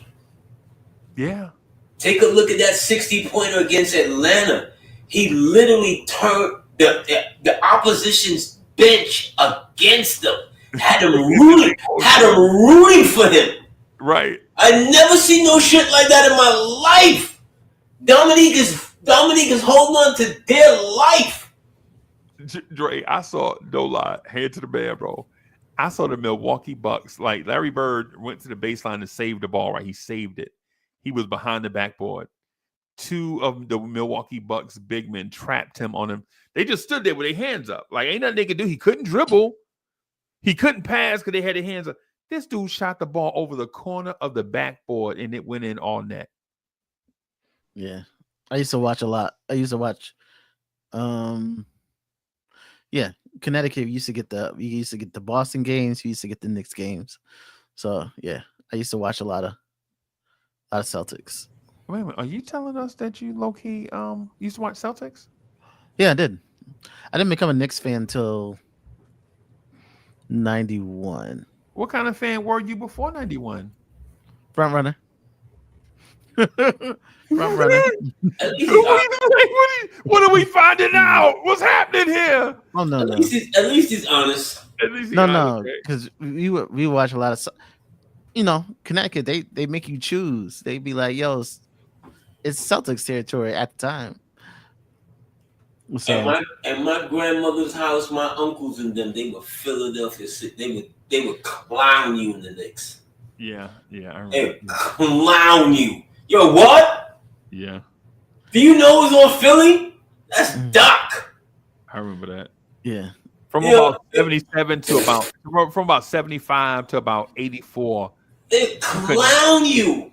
You could not throw a rock without hitting a Sixers fan, right? AD, you remember that from that era where everybody was Sixers and Redskins fans? All Redskins about fans? Doc. Yes, it was about Doc and the Redskins. Yep. Yes, literally from like right after the Cowboys and the Steelers, all of a sudden there was like this. But before with Doc, it was like, yo, everybody had a Dr. J poster. Yep. It was a real thing. Philly had a real every freaking Sunday. Yep. Philly Lakers, Philly Milwaukee, it was Philly. Philly Boston. Yep. That's what I told AD how I became a diehard Knicks fan is because Philadelphia used to bully us. I couldn't take it. Yeah, bro, Philly. Yo, I ain't virtuoso, no lie. Back in the day, you could wear a necklace around your neck in the NBA, right? A little teeny necklace, something like this. You wear like a little small chain, or whatever around your neck, right? This guy, legit, I forget the dude name. This is probably it might have been like 9 years old, right? This is like late 70s. I remember one of the Sixers took their hand like this. The dude in the air going in for a layup, fixing his chain, right? He like, right? And the dude from the Sixers take the palm of his hand and puts it on the side of that dude's face, like slap him and push him all the way to the ground, right? Guess what the dude from the Knicks do? He started looking for his necklace. AD, you remember how soft we were? Dude, you remember how soft we were? I remember when they traded Maurice Lucas for Chuck Robinson. Oh, I love it. Yeah. I was a little kid, and I just remember it was like the first real moment of when you kind of really understand the inner workings of shit. Yeah. And you're looking at him, you're like, Maurice Lucas, okay, former Portland Trailblazer, yes, at the end of his career, whatever, but look at his numbers. Just go back and look at his numbers. I think the 2 seasons he played with the Knicks. Yeah. And they went and got a washed-up Chuck Robinson. Yeah. It made absolutely no. It's like they ripped because they had Bernard. Him and Bernard played that 1 year together. It's like they just ripped Bernard's enforcer. His real, because remember back then you had to have an enforcer. You had to have one. You had. It was like going to a gunfight without a gun. Yep. You had to have an enforcer. They bring in Chuck Robinson. Oh my God, that man was I was like, I can't remember. I think I was like 10 years old. I really understood. I was like, oh my God, what is this? I literally remember that thinking, what is this? What are we doing? Yeah. What are we doing? AD, I don't know, bro. I just wanted to vomit when you said his name. And he was undersized. Yes! Because here was the Knicks' biggest problem from way back then, right? Boston is 6'10", 6'11", 7'1". Across the board. Across the board. Right. And they have Maxwell, who is 6'9" and skillful, who is also Finals MVP. He was like John Hart, bro. That is your main competition, just like Boston is your main competition right now. So imagine all the way back then, and all you giving Bernard King, Louis Orr, Pat Cummings. Oh my god.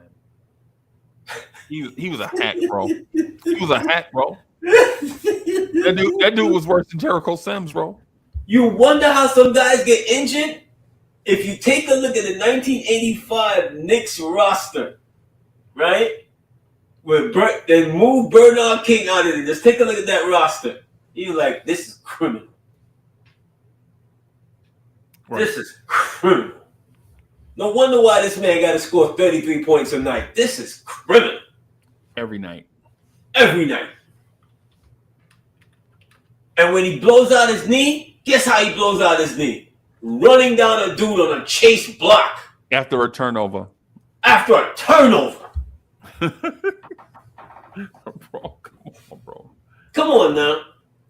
It can't be this hard, Freezy. Yeah, if I'd have asked you, if you was around 50 years ago and had good common sense and asked a Knicks fan from way back then, did you think it would take another 50 plus years to win the championship to a man? No, hell no.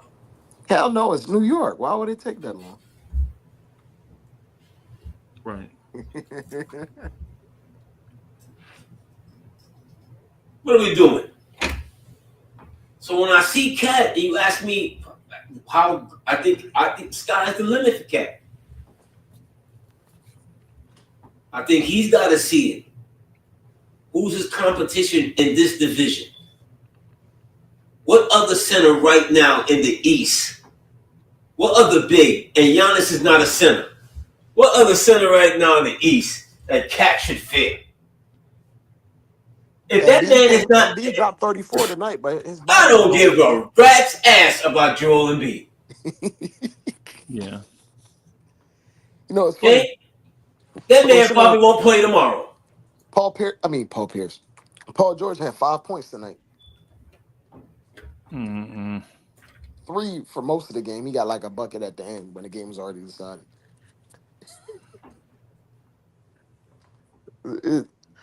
As far as centers in the East, so we kind of mitigate whatever they do. He should absolutely run a Boston on the centers in the East. I'm so sorry. There's not a center in the East that Cat shouldn't look up and go, you gonna get this work tonight. No, it's funny. They're not gonna guard him with centers. You gonna get this work tonight. He's not gonna get guarded by any premier center in the East, or any guy that's viewed as an all-star. They're not putting him anywhere in Cat's vicinity.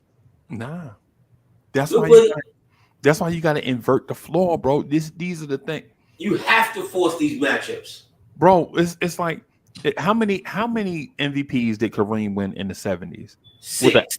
With an average. No, I'm talking about with an average size point guard. 6. He didn't win a champion. He didn't win MVPs with an average. He didn't win. Yes, he did. He won 6. I'm sorry. I'm sorry. I meant to say championships, man. I'm sorry. Yeah, you're right. You're right. I think he only got like the 1 without Magic. Right. Or 2. No. He got the 1. He won. Magic. The one in Milwaukee. The Milwaukee. Yeah, 1970. But he's utterly dominant in them Laker years. Yeah, because he had a point guard that was 6'9". But he had Norm first. He had Norm a lot of those years. Yeah. Norm is the starting point guard in 80.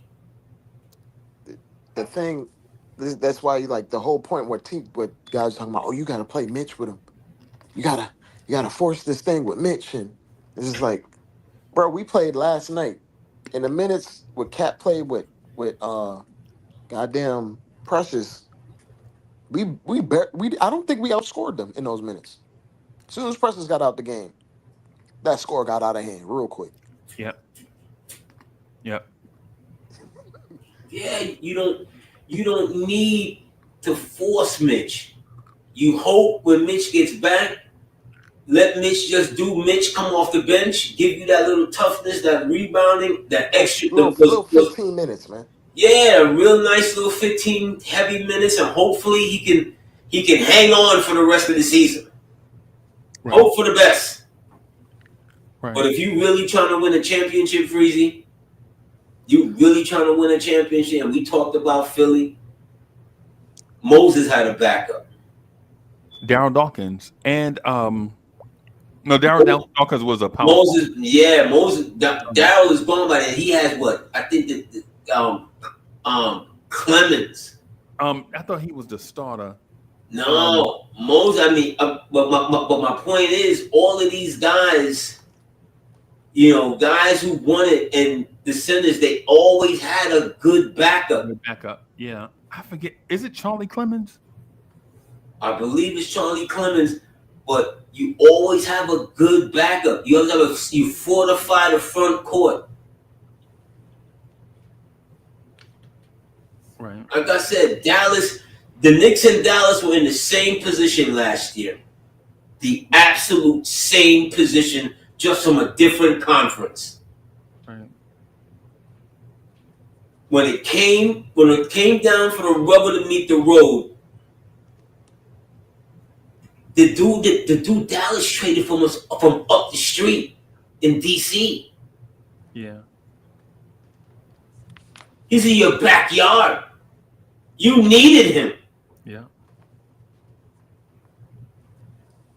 Yeah. They don't get one big, they get two. Oh, AD Caldwell Jones is the dude I was thinking about. Caldwell Jones. That's the guy I was trying to call his name. I couldn't. Caldwell Jones was the center before Moses Malone. That was the guy I was trying to think of. Caldwell Jones was a really good center for a long time. Yeah, man. But in order for Philly to get to where Philly had to get to, they had to go out and go get Moses. Go get 4-4-4. Go get 4-4-4. Although it's 4-4, was it 4-4, 4-5, 4-5-4? Yeah. But they lost one. They lost, yeah. But they utterly dominated every other game. Yeah. That's a team that people don't remember. Yeah. I remember them doing it every Sunday. It was disgusting. Yeah. It was disgusting. But they starter jackets though was fine. Them red starter jackets. Yeah, them red jackets was fire, but they was just disgusting. Dre, they was just disgusting. I hated them, yo. I hated the Sixers, and you see how the Nets used to treat us in the 2000s. That's how Philly used to treat us. Yep, just like that. Just like that. Yeah. Yo, I forgot about Clint Richardson. Backup point guard. Yeah, he wasn't nobody. He was just a guy. I think he had a son that played. I think he had a son that played too. I can't remember. When you going for it, Freezy, you have to take a look, and if you have to batten the hatches, and what I mean by that, if you have to trade some of from the picks, the future picks, the Pacom Dadiers, the Colex or whatever, so what? Right. Go get what you need. Go get what you need. Right, but you can't do it halfway. Virtuoso, thank you for the generous contribution. Virtuoso says, was Arvydas Sabonis a proto Jokic? He was prime Sabonis before knee injuries was way more athletic than what you saw in Portland. Yeah. But before the knee injuries, he was. You saw him in his 30s in Portland. Yeah, by that time the knee injuries he was basically Jokic at that time. Yeah. But before that though, when he could actually get a rebound and push the floor, bro. He dominated. He yeah, dominated. He yeah, dominated David yeah. Robinson and J.R. Reed and those bigs that and Danny Manning and those bigs that rest in peace to John Thompson and the team that they selected. Yeah. You know, when they selected this team that just didn't make any sense, and when the Russians caught their ass. Yeah. AD, let me stop you right. Let me hold you right there on that, bro. Can you imagine what Danny Manning would be like, bro, if he'd have just got basic knee surgeries, what we call today basic knee surgeries? You remember how good Danny Manning was before he started blowing out his knees with the Clippers? Yeah, but I wouldn't. I remember I liked Danny Manning in Kansas in college. Yeah, I liked him, bro. Danny Manning was something to see. Yeah. As time goes on, you know, that's a name in sports in the annals of basketball history that we won't really remember. Him. But Danny Manning was utterly dominant in Kansas. You remember in the Final Four, you remember the guard that gave Danny Manning the business in the Final Four, that Final Four game where Kansas beat Kansas State in order to beat Oklahoma in the guard that they had, that Kansas State had, was a dude named Mitch Richmond. That dude was giving them buckets, bro. And they would the whole time, man, he's so big to be a guard. Is he really a guard? And physical. Yeah, that dude was Dre. That man physical. That man had a pumpkin head, bro. I swear that man head was big. That man head is bigger than Jalen Brunson head, bro. Yeah, he was balling in college. Yes. Physical.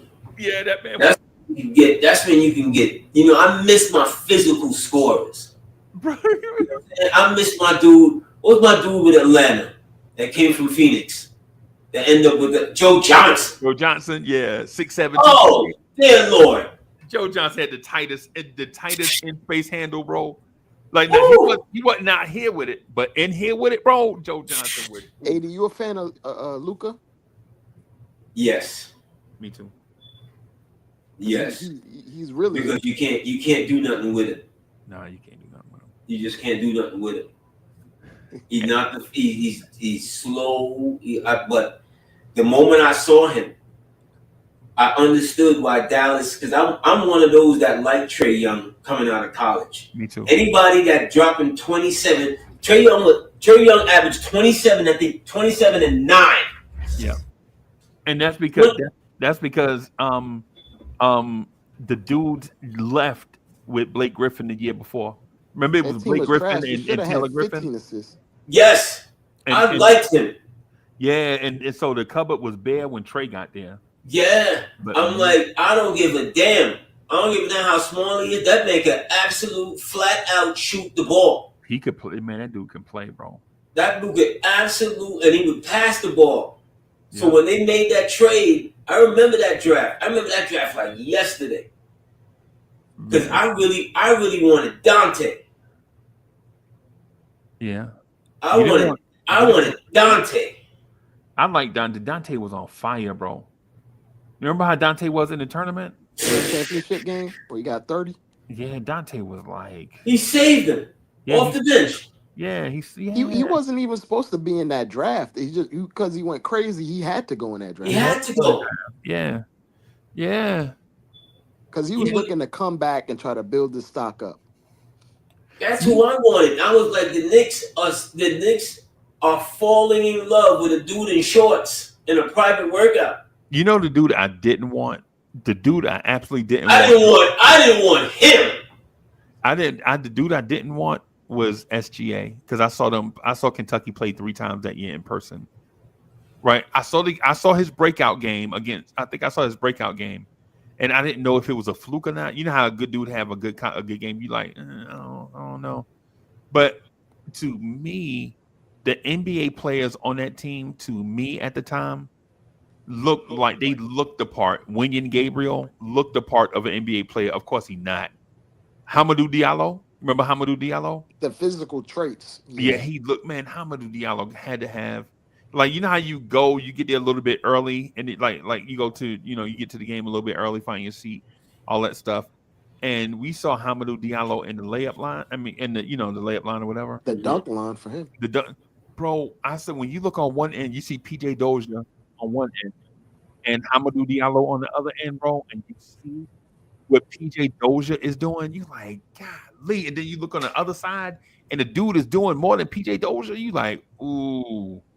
Yeah, like even when they're not good NBA players, because of the talent that they possess in their bodies, they get like 5 years in the league just because. Yeah, I'm looking for one or two things. I'm looking for skill or desire. I didn't see any. And if I didn't see any of that, I didn't see what they saw in Sims. In Sims, okay. In Sims, I didn't see what they saw in what's the name that they end up drafting in that draft. Well, I'll put it this way, AD. The fact that they're actually getting NBA minutes out of Mr. Irrelevant, basically. They won.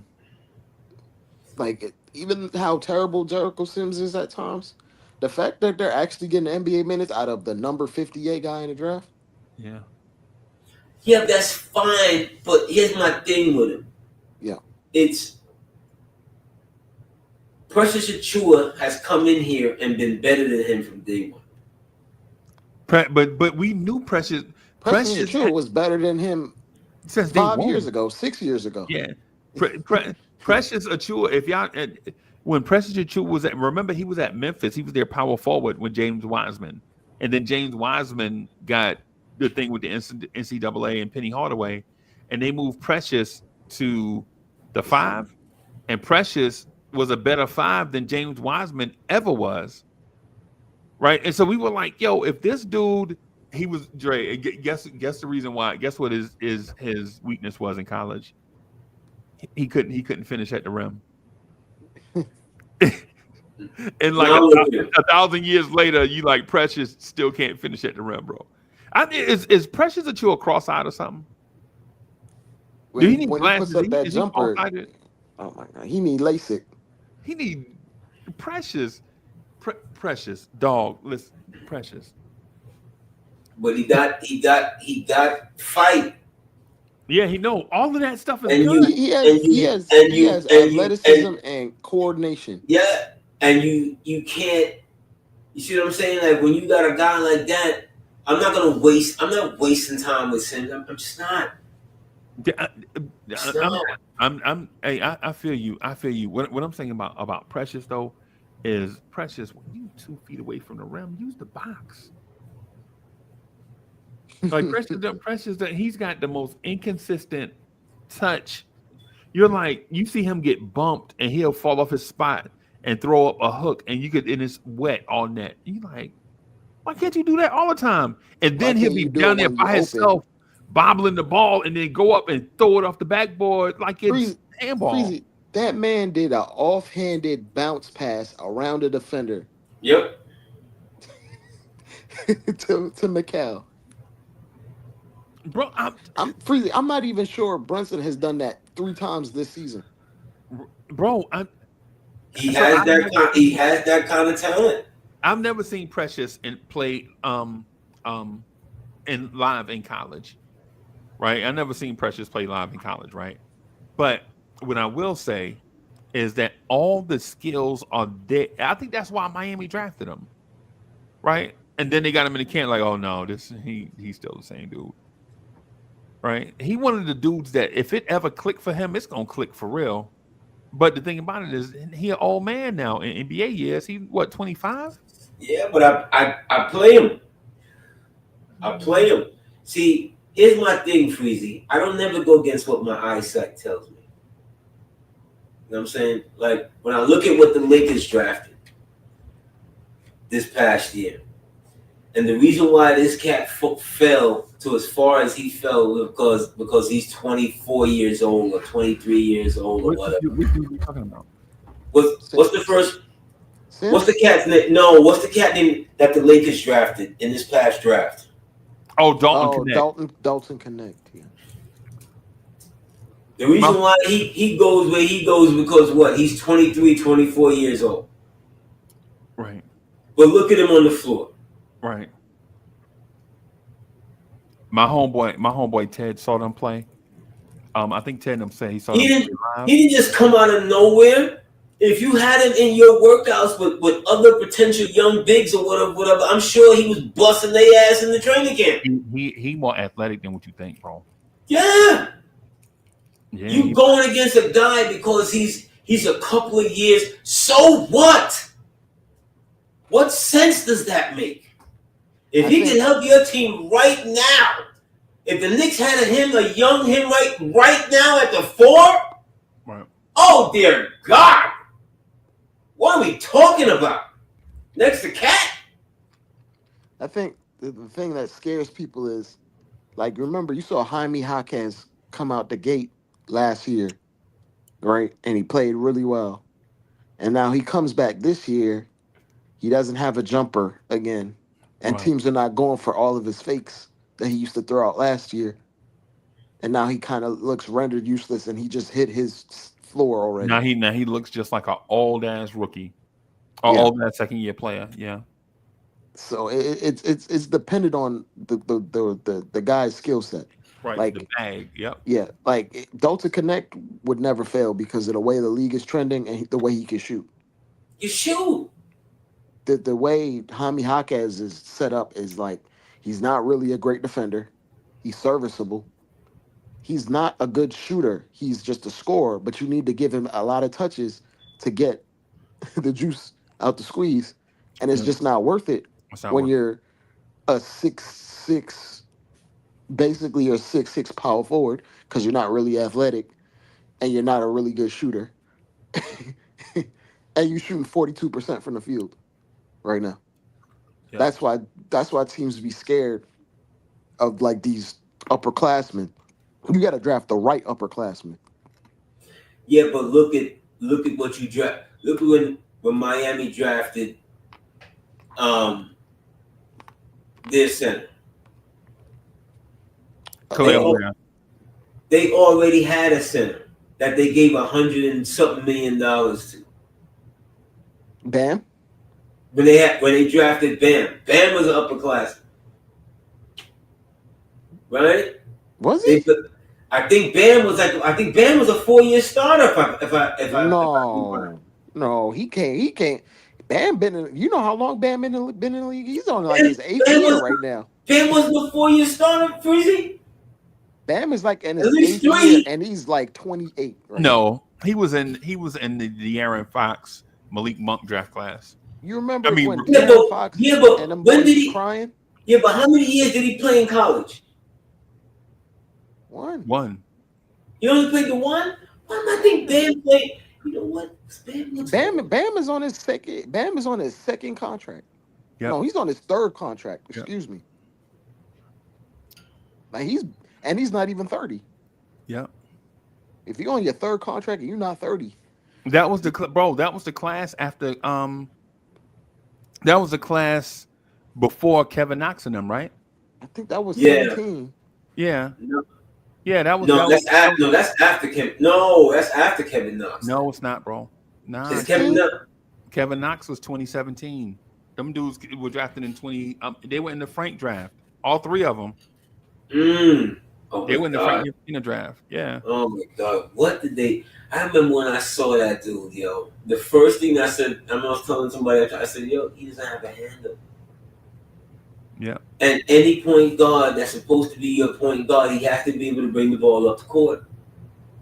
Man, AD, that man, we let this man draft and get fired right after. Made no sense. We let this man draft for a triangle offense, and nobody be running triangle. There's principles, but nobody exclusively runs triangle. Right. Like just make no sense. It would be like if you decided to draft a guard for the Princeton offense. Ain't nobody running the damn Princeton offense. Ain't nobody running that, bro. They see. Here's my thing with him, and when I look back at Phil, as much as I didn't like what he did when he was here, I understood some of the things that, because you got KP and he's a fucking problem. him and his brother are fucking problems. Right. And you learn that he's a problem, and now you want to trade him because he's not even meeting with you at the exit meetings. They jump on a plane, they out to Latvia, where the hell he's from. Next thing you hear from them, they're telling you that they want this and they want certain changes and da da da da. And if you feel, you're like, yo, you're out of here. They And traded him before the news came out. And the owner said, no, we're not going to let you do that. You're fired. Yeah. We would have had Devin Booker for him. We'd have had Booker for him.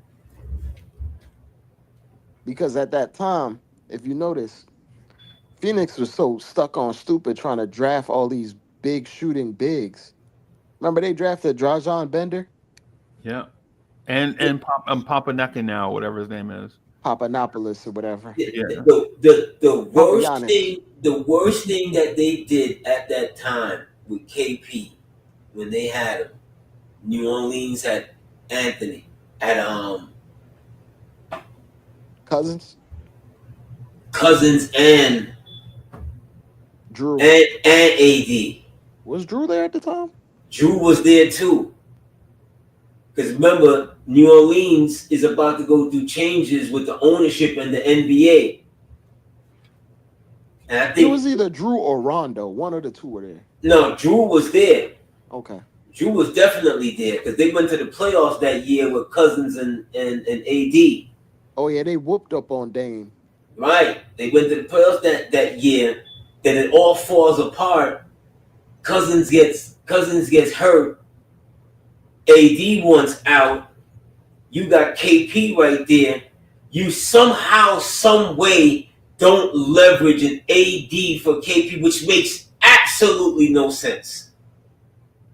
It was right there. It's right there.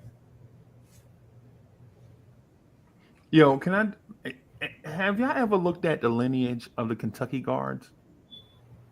Yeah, I'm looking at the lineage of the Kentucky guards role. This is amazing. They don't fail.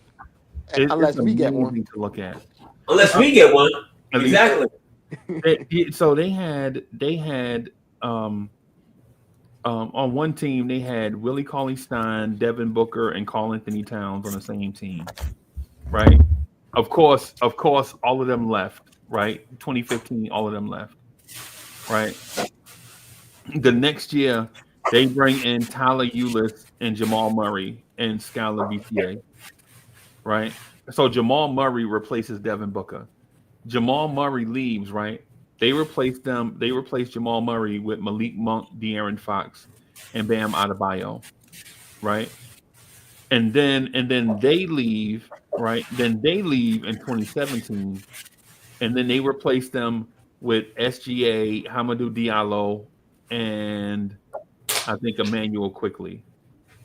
Hamidou Diallo, and no, Quickly is not there. So they Quickly's like 2 years after that. Yeah, he should be.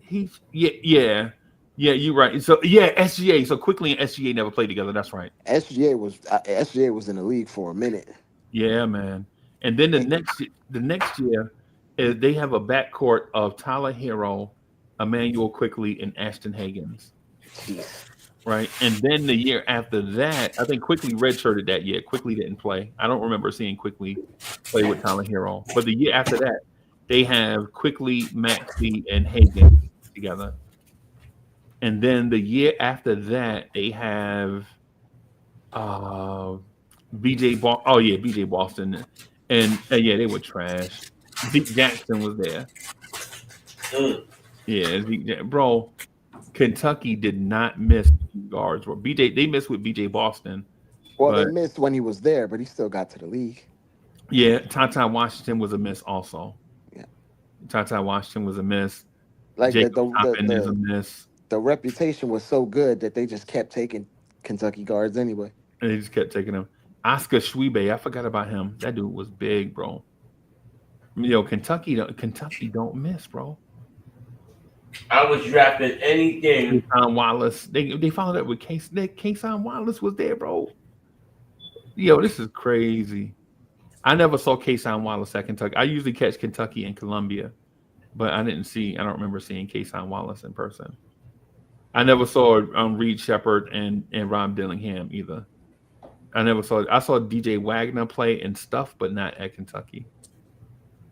See, I would have tried to align myself, and I've drafted everything. What's my man that coached the Nets and then ended up with the one and dones? Kenny Atkinson? No. He was coaching Kentucky. He coached. Coaching. He coached. Yes. Yeah, Cal did coach the Nets. Every player that Calipari had his hands on, absolutely something in the NBA. Yeah. Yeah. He just couldn't coach in a big game, bro. He's I don't care. He knew talent. No, he knew. No, he was a recruiter for sure. Absolute one of the greatest recruiters that this anything has ever seen. Right. Calipari just knew talent. Period.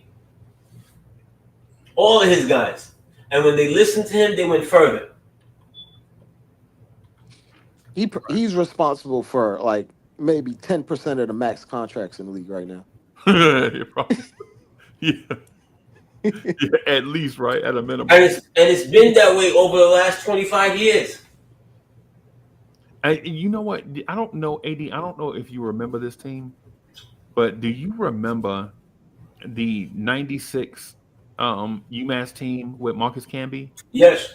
You remember the guards that they had? Padilla and Travieso and Padilla. Mm-hmm. Like one dude was Puerto Rican, the other one was Dominican. Mm-hmm. He had the thing going on with their guards, bro. Calipari turned them to them. He basically took randoms off the street and turned them into players. He made them believe in themselves. I always felt like Calipari should have took the St. John's job.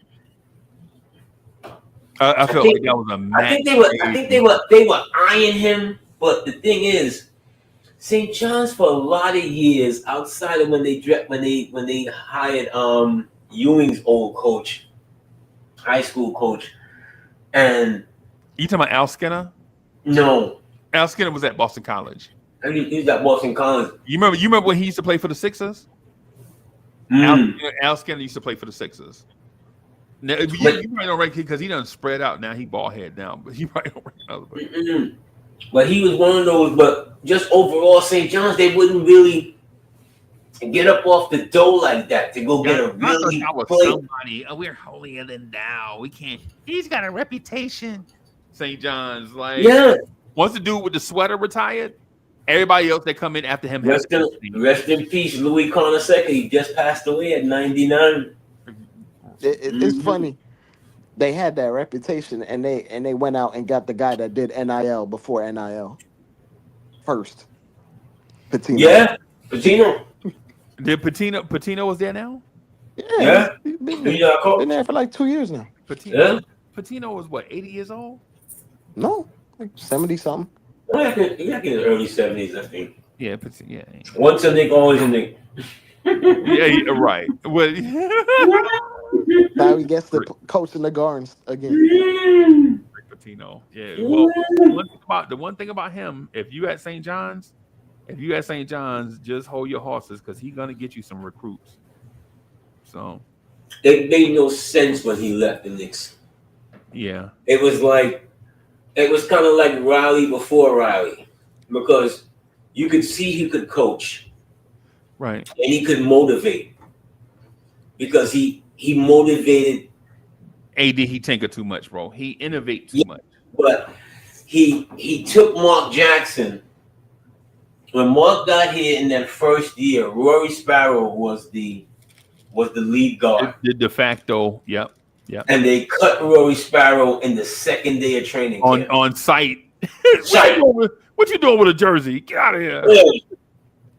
That number 2, look, we want you off the premises by 2 o'clock. And he probably walked in there like, hey, man, my key didn't work. Oh, what?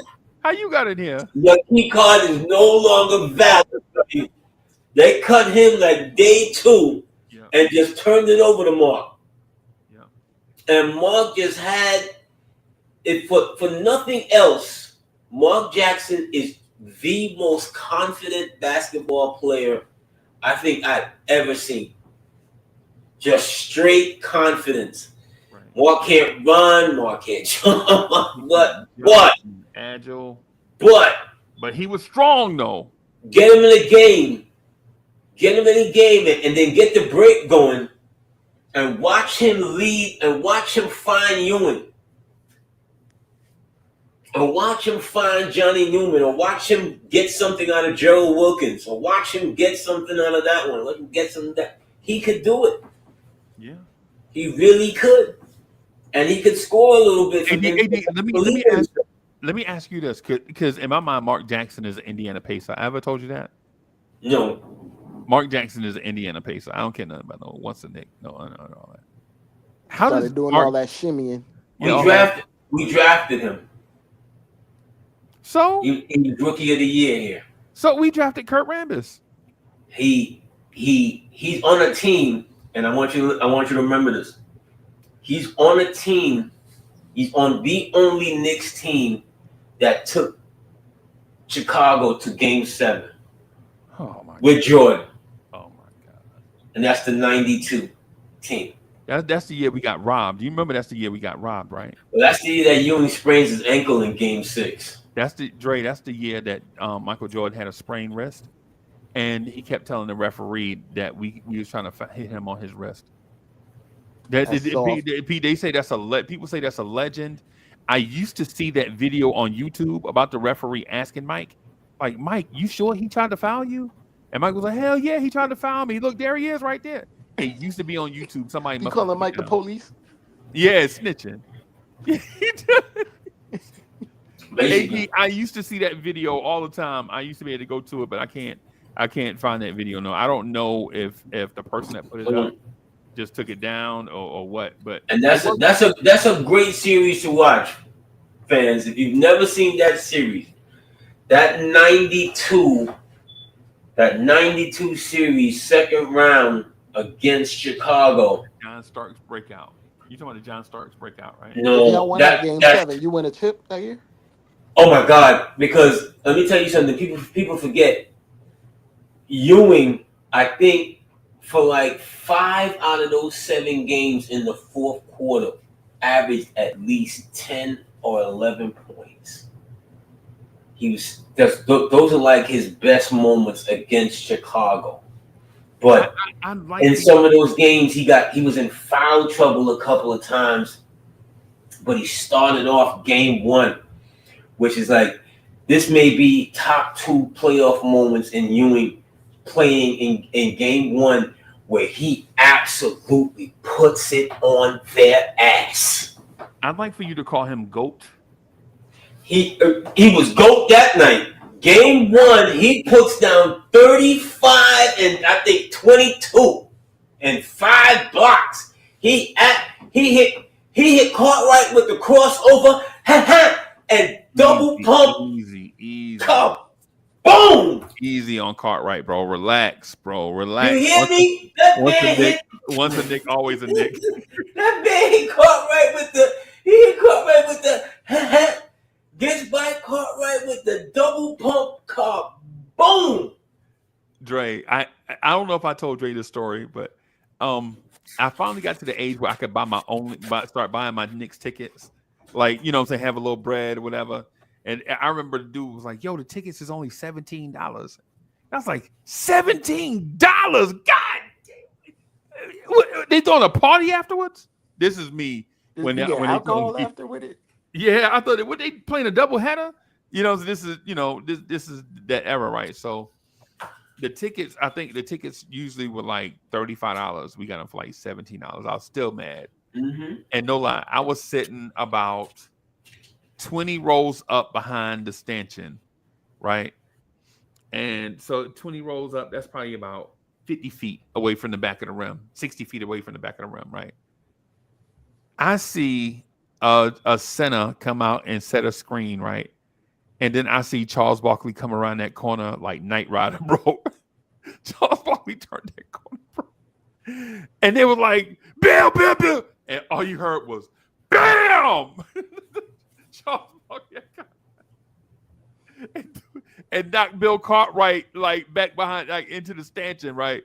Bill Cartwright, if you can imagine a 7-footer that's about 230 pounds getting it looked like somebody was pitching a tent, right? It looked like a wind, so you know the old windsock thing or whatever. And they kept running that play. They ran that play, Dre, like 20 times, bro. And it seemed like Charles Barkley, every time he turned that corner, it was like Knight Rider turned that corner, bro. That's why every time somebody say somebody dunked on Bill Cartwright, I'd be like, oh, whatever, yeah, it happens. Charles Barkley dunked on that dude, I know, at least 7 straight trips down the floor, bro. And there was nothing Bill Cartwright can do about it. And AD boy, what's my man name? AD, what's my man name? The white guy, come off the bench. The dude, he was a center, but he was playing power forward because somebody was hurt. I think Pat might have been hurt. Mm-hmm. I think Pat might have been hurt, so he was playing power forward for us. You know the dude I'm talking about? The white dude with the black hair, moppy. Oh, he kind of looked like Christopher Reeves. Oh my God. Yeah, but he was a big, strong dude, but he didn't have foot speed though. He was slow. I think his name was Thornton. Bro, Dre, this dude, Barkley went by him so fast, he tried to grab Barkley and missed. he tried to reach out and grab Barkley because he didn't want Bill. Because the first time he get dunked on, he like, yo, that my bad. The second time, he like, oh snap. The third time, you like, nah, I can't let this. And they could not. Yo, he did it so many times. Chuck D put it in a song, bro. Throw it down your throat like Barkley. Bro, you know who? I was there. We spent $17 for them tickets, bro. I should have took my girlfriend to the movies. But $17 and you don't even get to see Pat. Yeah, bro, and Pat. Well, that night Pat was down. He was absolutely at game 1.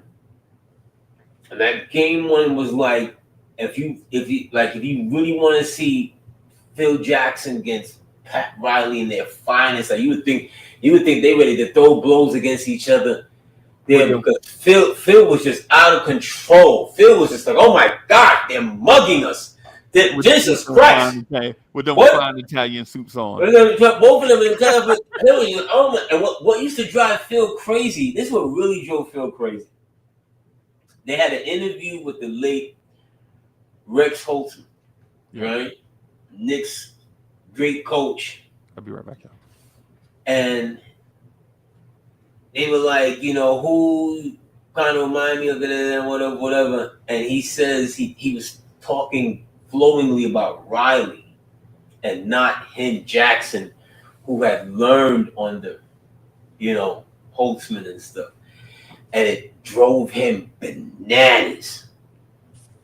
He was on Holtzman's staff? He was a part of the championships. Yeah, he played for him. Yeah, he learned the coach. Kind of got the, because Phil wasn't no star with the Knicks. Yeah, he was a role player. He's a role player, but he helped them win a championship. That's where he learned about championships. So you always got to give him his props that he was a Knick. First and foremost, the championship pedigrees that he takes to Chicago and then to LA and whatever, he learned that from us, from the Knicks. So it pissed him off. Yeah. Because Phil they found Phil on the Indian reservation. Think he was playing mind games on Phil intentionally. Yeah. So it was really contentious. You know what I'm saying? You got when they win that game 1, Dre, Yeah. Let me tell you something. You couldn't tell me we wasn't gonna beat them, y'all. Was it home or away? It was away. It was on their Oh floor. my God. It was on their floor. That's what made it even. That's what made it. When I tell you, when Ewing hit him with the bop, it was like going to school the next day. Woo, woo. That's my homework. Watch what semifinal? What? That was the arrival game of the 90s. That was it. I was like, what? They beat the defending champions game 1? Oh, the Knicks is for real. They serious. They're serious. Yeah, Bulls come back and win game 2 or whatever. Then we meet them game 3 in the Garden. We take them. They take 4. Right? Yeah. We go back to them. He hits us with a 55, a 54 Double or something. nickel. He hits us like a 53 or a 54, some shit like that. We come back game 6. Ewing has his Willis Reed moment. Ewing sprains his ankle. This is where I think where we lose the shit because Ewing is no good. Ewing is really not that good in game 7. I think he had like 20 in game 7, but they dominated us. Yeah. And he just gave it all he had. But if we were able to maintain home court, see, that's always been the thing with those teams in that time. As good as we were at home in key games on our floor, they've lost. Right. It wouldn't have hurt me, Freezy, if it was on the other team's floors. But in key games, when I think about it, over the years in key games, when we went into like, there's no way they winning it here tonight, we lost. Yeah, like 2 summers ago. Or this summer that just passed. Yes, on our floor. Yeah. Yeah. On our floor. Those are the ones that be hurting, bro. Those are the ones that hurt. Those are the ones that live in you, yo.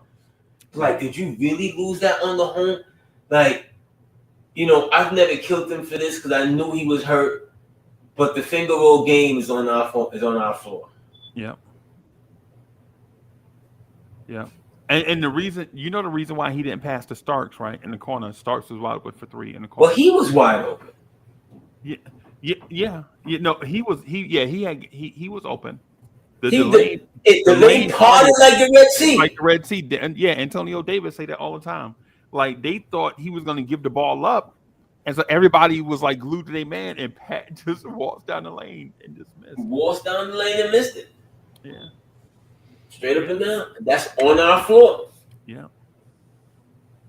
And Dre, and so for chat, that's the reason why some of these times I get in my emotions, right? It's not because I'm an emotional cat, because generally I don't really care too much about it's sports. I know you're gonna win some, you're gonna lose some. That's life, right? That's life. But the thing is, though, the ones that you lose, right? The ones that you lose, you would rather lose them in a different way. Yes. You know what I'm saying? If I'm gonna lose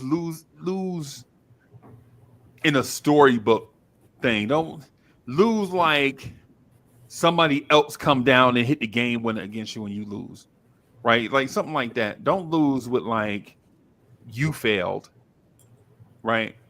When you fail, like in that game 7 against Indiana, I blame Tibbs for that, bro. And it wasn't even his fault. But it was a game 7 on your floor. And the guys that you had that were healthy, they were healthy. There were guys out due to injury, but you knew the guys that you had, though. Right? When Dante was on that heater, bro, you got to let that man have his moment, bro. You lost by 18 anyway. Bro, Dante and Alec Burks brought us all the way back to within 8. And he gonna sub out both of them and bring in Deuce and Jalen Brunson. Yeah. Yeah, man.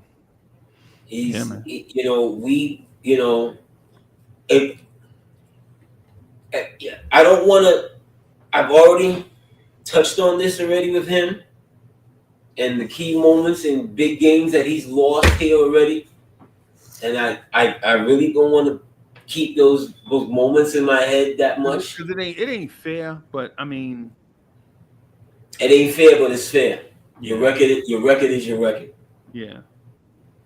Record is your record. Right. You know what I'm saying? And we can say whatever that Miami Game 6. We know what it was. You know, last year again. You want to throw him in Game 7? Whatever. I won't kill him because he's injured. There was just you just didn't have anything else. Yeah. But your record is your record. Your record is your record, bro. Your record is your record, man. And record.